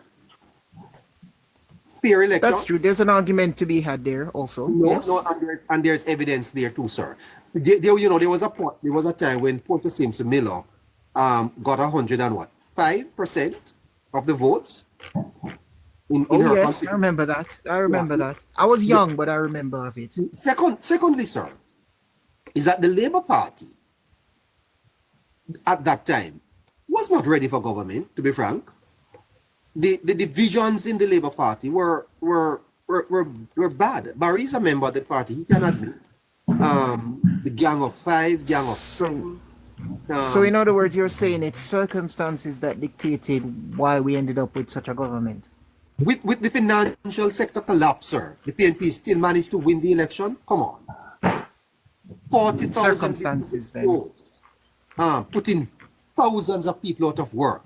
There was abject poverty on the land. I spoke about this on my program, sir, where I explained the mushrooming of the informal economy, where people coming into Kingston had to go on the street to start washing car glasses. Even prostitution mushroomed during that time, sir. Things were very bad.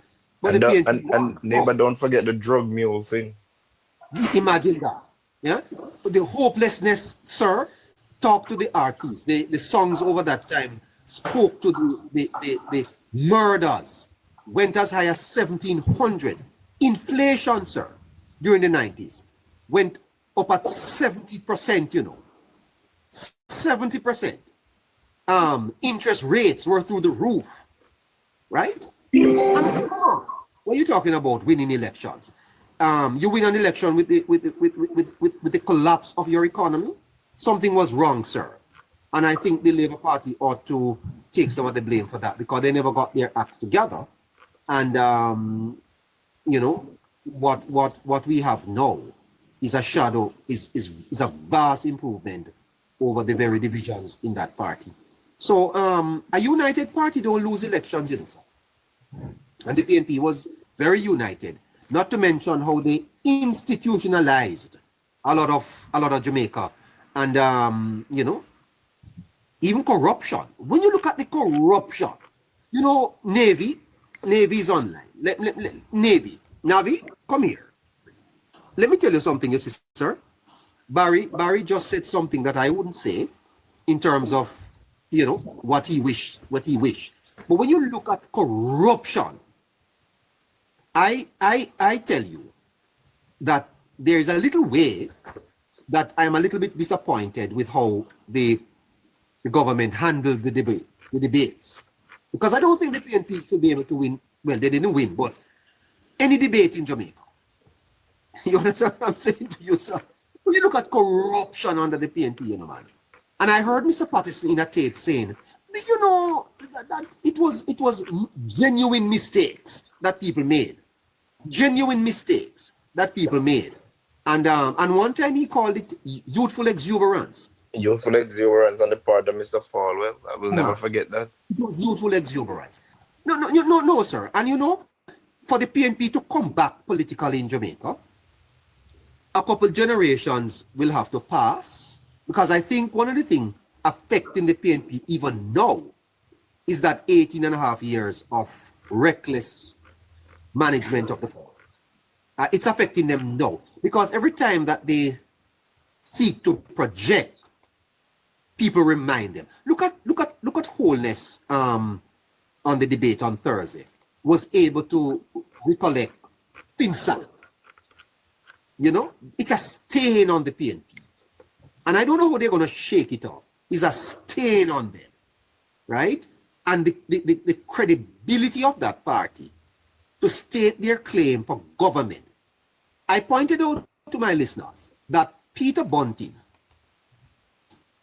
in the debate, said, well, when you talk about helping the middle class, we talk about observing the fiscal rules. I don't know if anybody heard him. That the PNP is virtually saying fiscal rules, where that I go? Where that I go? That speaks to the type of thinking that you could agree on fiscal rules, legislate it, and you are saying that we're talking about being restrained by fiscal rules. Yes, we need the restraint. Yeah, dispense with them, neighbor, when it becomes political expedient. That's what he's saying. Just dispense with them when it becomes political expedient. Did you hear him, sir? Yes, I heard him. I heard him. Yes. Yeah. And I wonder how media in Jamaica don't pick that up. Because there were many concerns, even Damian Crawford on this program, where he was arguing whether or not it was the PNP or the Jamaica Labour Party responsible for these fiscal rules. And I promised my listeners that I am going to explain to them why these fiscal rules were necessary, what they are, and what would be the danger in not observing the fiscal rules. And Peter Bunting says, maybe. Here is the confusion with that, no, neighbor. Because here the PNP is claiming that they are the architect of this new economy that has emerged in Jamaica. But no, he's asking you about if it is the PNP or the JLP is responsible for that fiscal rule, to say, oh, that's a JLP thing. But it is those fiscal rules that laid the foundation under Bruce Golding and Audley Shaw, that laid the foundation for what is happening now. You see what I'm saying? Where people can't just go and just borrow money wantonly and saddle the Jamaican taxpayers with debt that spiraled up to 200% above GDP. That's what I'm saying. Dexter, if you listen carefully to how the PNP campaign in this election, you realize that they have endorsed the Labour Party economic management. Yeah, they have. Yes.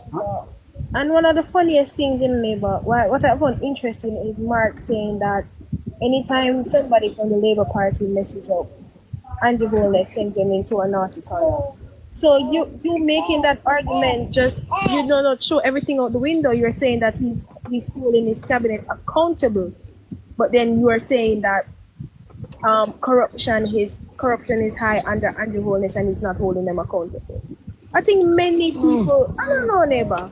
I think that many people missed a lot of things he said, because he's basically saying the man is holding them accountable. So how is the man corrupt if the man is holding them accountable? Mr. Neighbor, 1 second. Let me just read this for everybody to hear. Right? And everybody can do this. The Fiscal Responsibility Framework, FRF, in Jamaica was formally established in 2010 through amendments to the financial through the amendments to the Financial Administration Audit Act and the Public Bodies Management and Accountability Act. The fiscal responsibility. Repeat the date, please. Repeat the date. All right. Please. So let me just read it again. The Fiscal Responsibility Framework, right, in Jamaica was formally established in 2010 through amendments to the Financial Administration and Audit Act and the Public Bodies Management and Accountability Act. The Fiscal Responsibility Framework was introduced as part of Jamaica's effort to strengthen fiscal discipline, improve transparency, and ensure debt sustainability. Its main goals were curbing the high public debt burden Me do it. Imposing strict rules on government borrowing, spending, and reporting. I have the change. What me do it? Wait, remove that person from me there, right?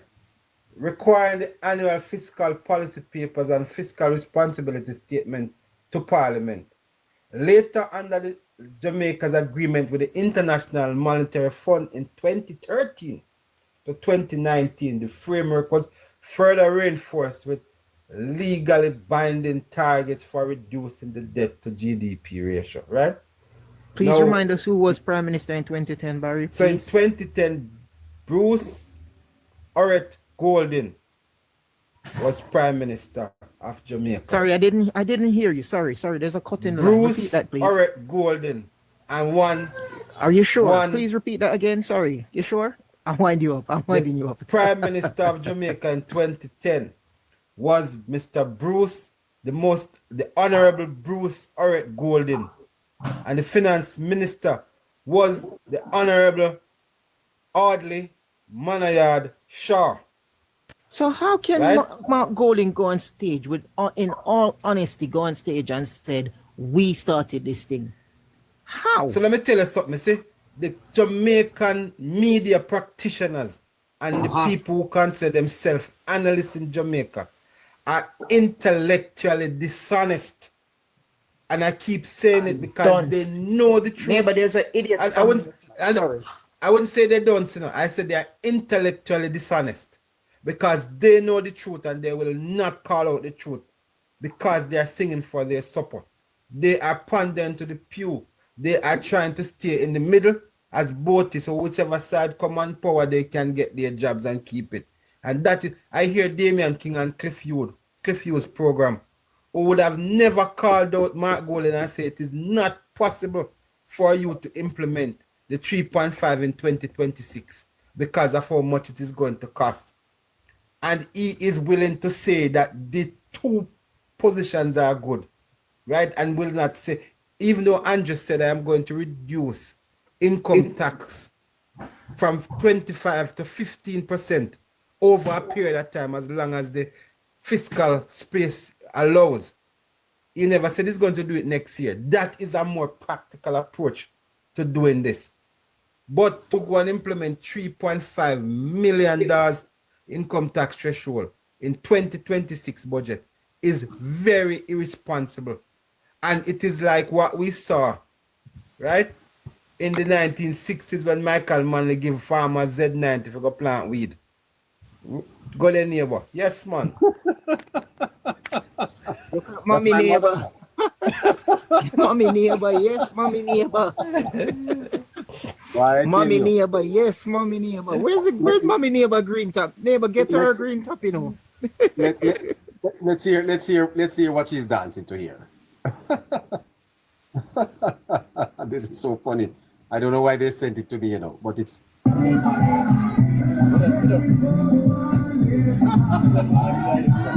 Yes, sir.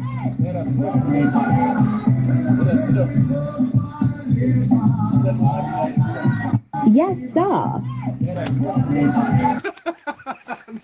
This is crazy. Right? Mama, go on your bed. Please, go on your bed. All right, go ahead, Barry. So, yes, neighbor. So basically, the dishonesty in the intellectual class of Jamaica, neighbor. Because neighbor, they're not dunce, you know, neighbor. Damian King is by no means a dunce man, you know. Not at all. Adrian Stokes is by no means a dunce man, you know. He's a PhD, right? And some of these other analysts, neighbor, these people are people who have done well in their professional life and their career. They have led major institutions and have done well. But they will not come out and admit the truth and call out whoever is wrong because they know that if the PNP wins, they are going to get a little job somewhere because of their competence and their capabilities. Or if the JLP win, they may get a job somewhere. And that is why I don't like the intellectual dishonesty of these people. When somebody are going to tell us that PNP win debate, which debate the PNP win when all them come on stage with this fluff? Now, if you tell me that you want to come to see who perform better on stage or who can shout more or who can tell more lies, then you can say, yes, the PNP win. But if you are going to tell me that you're putting for a politic prescription for Jamaica, and we want to see what's the better policy and the better plans for Jamaica, and tell me say PNP win, that means say no good. No lie, no wicked, no thief. Well, yeah, you know, Barry, you have a point here. And you know, Barry, I have criticized the journalists, both Hughes and Emily Shields. I don't think that they need to be calling these debates at all, Barry. No, they shouldn't. Leave it alone. Leave it alone. They are influencing people's mind, because when they do that, people go away saying, Emily say them win. That means them win. What about it's objective, Barry? Cliff, neighbor. Cliff is on a mission to win the love and support of the PNP. And you could have killed him dead, the PNP will not love and support Cliff. And Cliff, as a big man who everybody love and respect, must begin to understand. So listen to me. If some people don't love you, to be 12 with your Emmy Award winning journalist. Right? Yeah. So guess what? You don't need PNP love. The PNP have not placed one ad on his program in his station. Yeah, but that's it. You see, neighbor and Barry, I don't think it's so much that, you know. My opinion is, I think Cliff is he's trying very hard to be as objective as possible. To his own detriment. To his own detriment. That you think, because look, it's like in where you're residing, NBC, CNN, they go out their way to prove that they're not Democrats. While you have Fox News, it's very much Republican and saying, yes, loud and proud, we're Republicans. You understand what I'm saying? Everybody's still watching them. I think the balance that he's striving for, Barry, yes, is not helping himself at all, and the PNP done with them, you know. Exactly. Yeah. But listen to the balance that he's striving. Listen to the balance that he's striving for, neighbor. When you assess a debate, and you're gonna tell me that you're an opinion journalist with how many years of experience, and I'm not criticizing the gentleman, but let's listen to this. You are driving political narrative within this society. Yes, on an intellectual level. A leading driver. Yes, a leading driver, and on an intellectual level. And you're gonna tell me that someone wins a debate on optics? Right. Does that make sense to you? I would rather you say to me, I'm the person on the street like myself, should be the one saying, no, he won the debate on optics. You're the one to say to me, no. We can't look at a debate just on optics. We have to take it on a whole. So you have to guide the public to look beyond optics. Yes, that's exactly what I'm saying, neighbor. You have to guide people's mind. You know what I respect about Monty Perry? I think you need to bring Barry back up. I think he fell out. You know what I respected about Monty Perkins? Even if you are siding with his opinion and you have veered off that intellectual path, he brings you back. He respects people to the point that he will not let you go down that road of ignorance. And that's the contention I have with these new people who claim to be journalists, because they will know people intellectually are going down the wrong path, and just because the person side with their opinion and they like what the person is saying, or the person giving them some praise or validation, they just allow them to do it. It's not yes, right. Sir, because when Emily Shield, for example, on TVJ comes out and say PNP won, that's PR for the PNP, you know. Absolutely. PNP people not gonna thinking Emily Cook said them win, that means them win. What about the people's opinion? What do you think about the debate? I think the journalists must engage people about their opinions and to guide people to understand the nuances, yes, the substance of the debate, and to do a fact checking. Neighbor, Emily Crooks right now, is it? I think where she's at, neighbor, is that the RJR communications represent problems. The Gleaner communications represent financial bind, because they are not getting the kind of advertisement that they are accustomed to getting. Their revenue stream is running thin, and they now have to kind of looking at who we can cut and when we can cut them and so on. So people now have to be singing for their supper neighbor and ensuring that they're singing from the right Sankey book. And I think that is where we see Emily, she is going, trying to sing from the right Sankey book so that when time comes to cut, she's not the one, because she's by far she's probably the most popular talk show host on RGI right now. And I mean, they are not going to take that into consideration, you know, if she's singing it's from another Sankey book. So, and at the other hand, Cliff Hughes is on radio telling people that, listen me, I am the best journalist in Jamaica right now, hands down. You don't have to sing your own story. Everybody know that. So you don't have to come and tell with that. We know that right now, since Mutty Perkins exit the stage, nobody has been able to compete with a Cliff Hughes.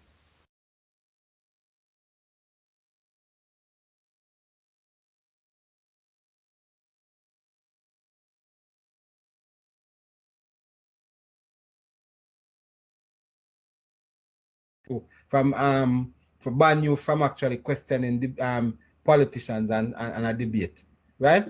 And if you get to the point where Cliff Hughes has to be now singing his own Sankey, after you've been advertising all these years that you're an Emmy award-winning journalist, and then the PNP drive you to the point where you have to come and say, I'm a damn good journalist. I am the best there is in Jamaica.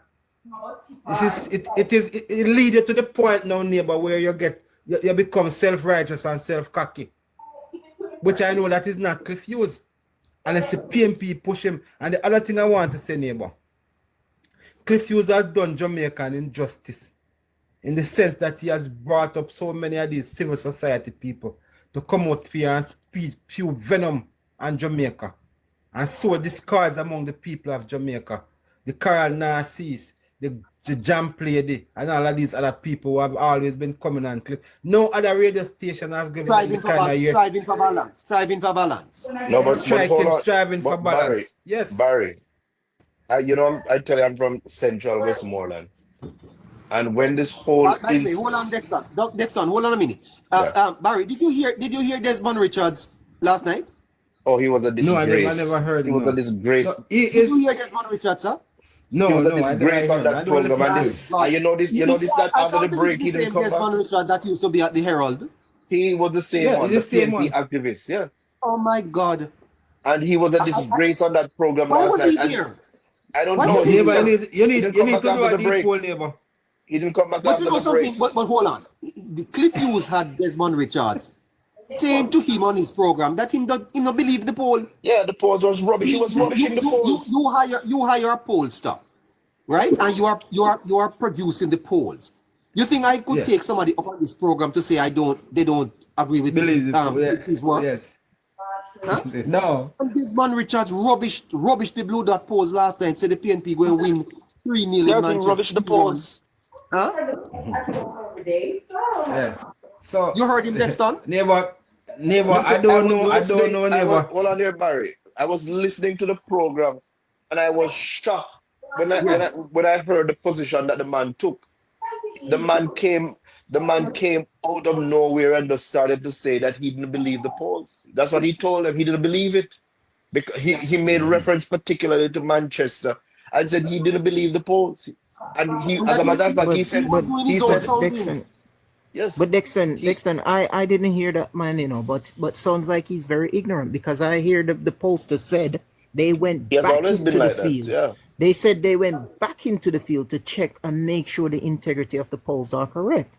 That's what I heard them saying. Because at first they couldn't believe it. Skyfall, even after the young lady went through and shared with the listeners and the panelists the rigorous means that they went through to get that data. They explained ad nauseum and in an extensive way about how they captured that data. And the man told them he didn't believe the poll. And as a matter of fact, he mentioned, he referred to them as them. Uno I say. That's what he said. Something to that effect. Yeah, and you know Desmond Richards was considered at one time a good journalist, eh? No, he was a president of the Press Association at one point. Jamaica, yeah. The thing is, neighbor, some people have gotten older now and have lost their they become bitter with the society because of what the society did to them and what they claim the society did to them. Desmond Richards is one such person. Barry, why would you bring up Desmond Richards as a commentator? Why would you bring him up as a energy? They as have a commentator? invested their energy in the PNP, and the PNP has disappointed them. That's where the bitterness come from. Mm-hmm. Cliff would have been one of those two, you know. Why would you bring up Desmond Richards as a commentator? Because PNP refused to send a representative, so they had to send somebody that agrees with PNP. Yeah. Let me tell you something, neighbor. If you know the antecedents of Cliff Hughes was a member of the PNP YO, you know. And then when Cliff Hughes was working at RGR and decided that he was going to leave RGR and go on his own, he was boxing about on different channels, you know. He was on AM one at a time with his program. He was on all over the place and the PNP would never give him the license to operate a radio station in Jamaica, even though he was coming from the bowels of the People's National Party as one of them. And it was under Babsy Grange, when Babsy became minister, that he actually eventually got a license to operate nationwide, right? Yes. And so you see, that is why the PNP is hell-bent on thinking that Cliff is partisan, because he causes as he sees it, right? And the PNP say, well, you're calling it for the JLP because them give you a license. But that is not true. But Cliff is trying to be balanced, you know. And guess what? There comes a time when you need to call a spade and say, listen, I am going to call it as I see it. Yes. Tell me something. Are you saying that Mr. PJ Pattinson is very disingenuous then? Because I heard him at his event setting the record straight. He said these words, and you can go check it, neighbor. You can go back at the records and check. He said, some of them on radio talking about us, criticizing us, they should be glad they're there because we gave them some bandwidth or something like that. Was he being disingenuous? It wasn't them. It wasn't PJ Pattis who did it. He said it was them. He said it was him. No, it must be somebody else that he was talking about. Because it was when Babsy Grange was minister that he actually got his license. Okay, well, I think he was being disingenuous then. Oh. Mr. Pattison, as usual. So you can go do your checks and see when Nationwide actually became officially a station on radio. And I've been with Cliff Hughes from Cliff Hughes was actually have his show in the night. I've been listening to this man. Yeah. So all right, Barry, and all other guests. It's 2:00. We're gonna leave it here until this afternoon. All right. Not a problem, neighbor. Hopefully I can join you then, you know. Nice all right, take care, neighbor. Thanks for having me. No problem at all. All right, thank you, neighbor. Good. Yeah, man. Take care. Take care, everybody. So listeners, that's where we're gonna leave it at this time. We're going to be taking a little break now, and we should be back this evening to start the countdown to the seat countdown. Yeah, seat countdown later. Right about 6:00. Oh, just after 6 we start the seat countdown. Casey, are you somewhere there? Because I see you trying to get up, but not seeing him at all, and not seeing Casey. Oh, it's a Saturday in Jamaica.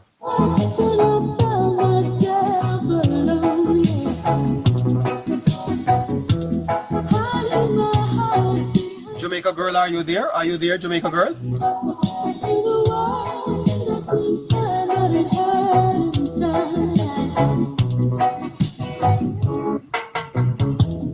Oh, JC Lodge on this one is a big song, you know.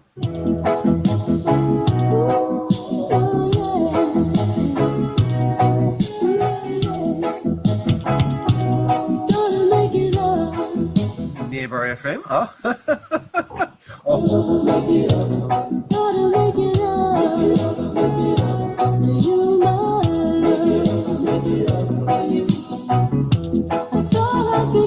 Big show this evening after 6 o'clock. Big show. Do you want to know how many seats the Labour Party will be winning and who will be winning? You can't afford to miss it. Will be on this evening. With the results will be on, Kelly. How you doing? You're over in Warren Newby's constituency? Newby's, no. Siblings? Langville Park, Clarendon. Oh, that's Pernell Charles. Yes. Pernell Charles Jr. How are things there? Yeah, Casey's here. I don't really know how things going on because I'm just in. I don't go out there, so I don't know what they are going on with out there. You don't leave your house? Me not leave my house. Yeah, but what's happening? Hello, hold on there, Kelly. Hold on, Kelly. Casey, how you doing, sir? How are we staying for later on? I thought we have an appointment for this morning. I thought it was Saturday morning. I tried to come up a few times. Oh, well, I'm sorry about that. I should have, I don't know how Well, we normally go in the morning on Saturdays, but I've been sending requests. I don't know what happened. Okay, well, I saw you came up a couple of times, but I don't know what happened. You keep dropping off. So, what time later? Yes, sir. 6 o'clock. 6 o'clock. Okay. Okay, later at 6. 6 o'clock. All right, cool. And then tomorrow. Okay, cool. Great. All right. So I am Ximena Castro. Here you have it, listeners. Jamaica girl, come here. Please come here, Jamaica girl.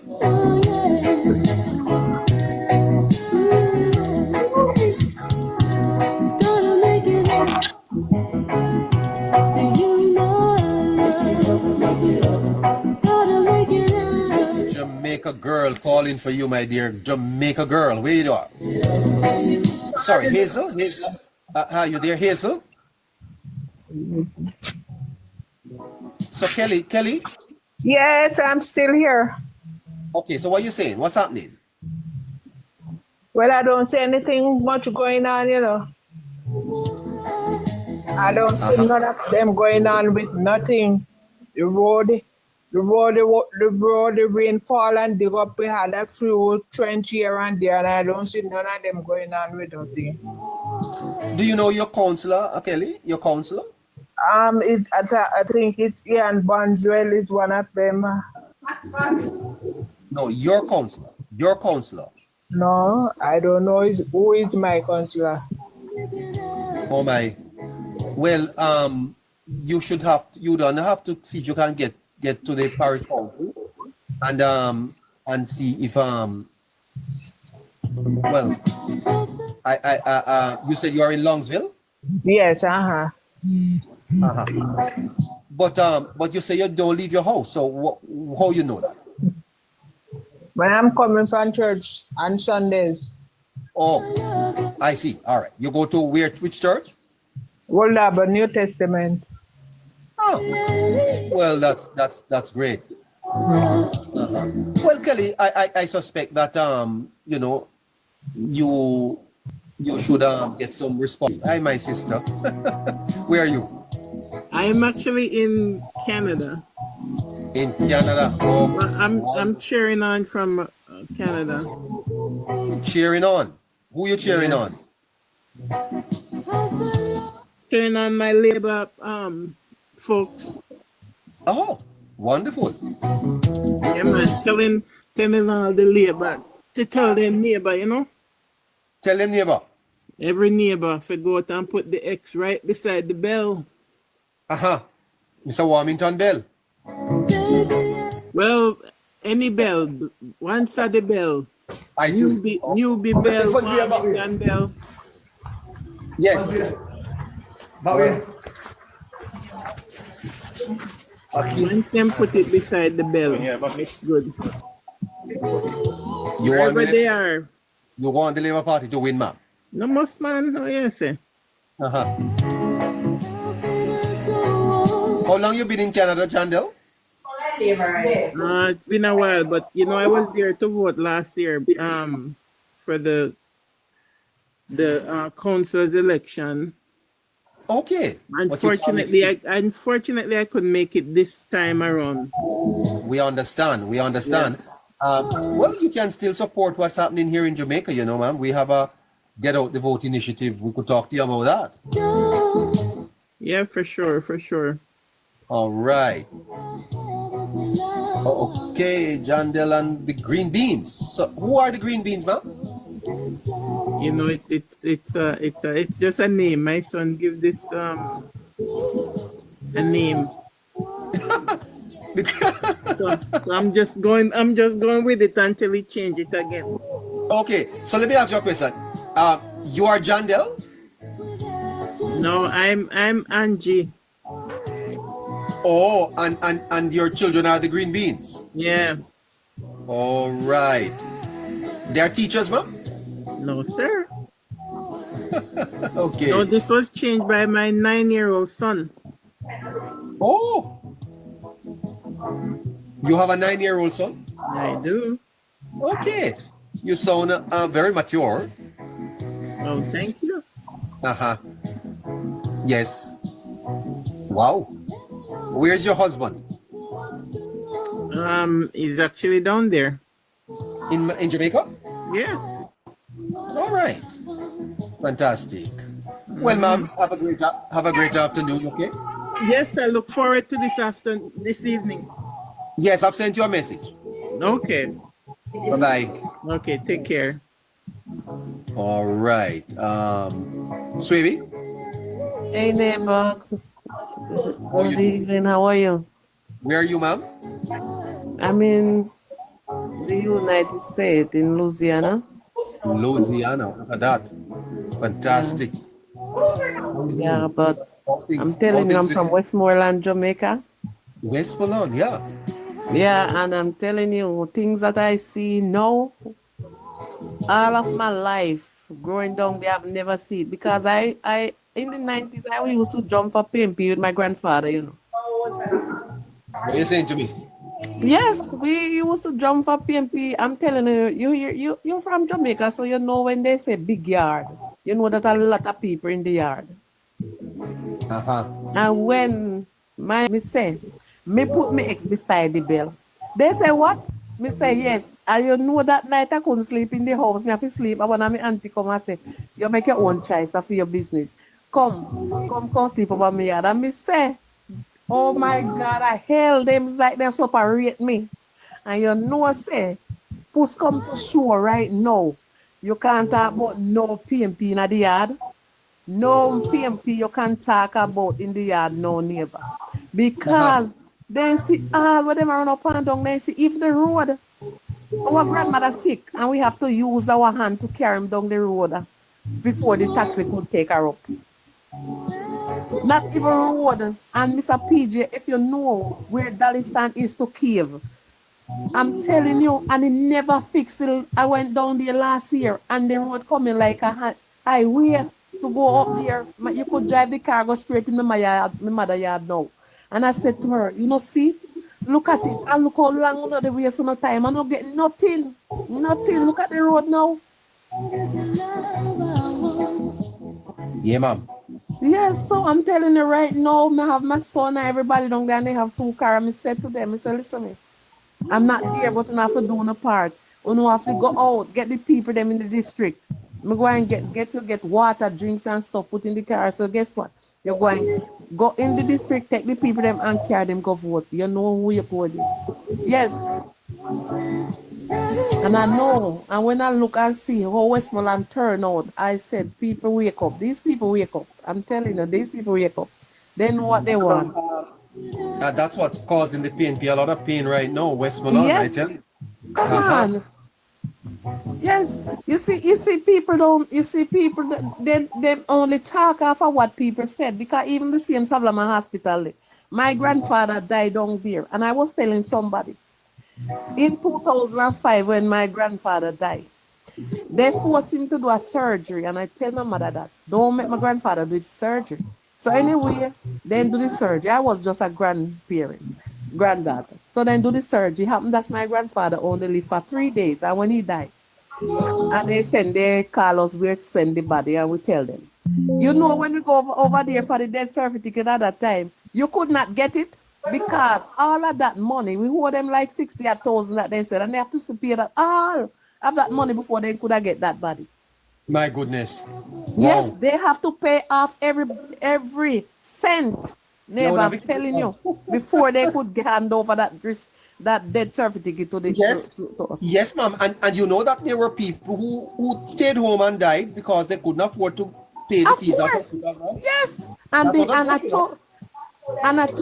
it just happened recent again. I have a friend that in the Sablama hospital do a surgery and it happened that she did not make it. And I'm telling you, not even a cent that the husband paid to get that death certificate. He was handing over free of cost. So I don't know how people come like that. I don't know what these people they're trying.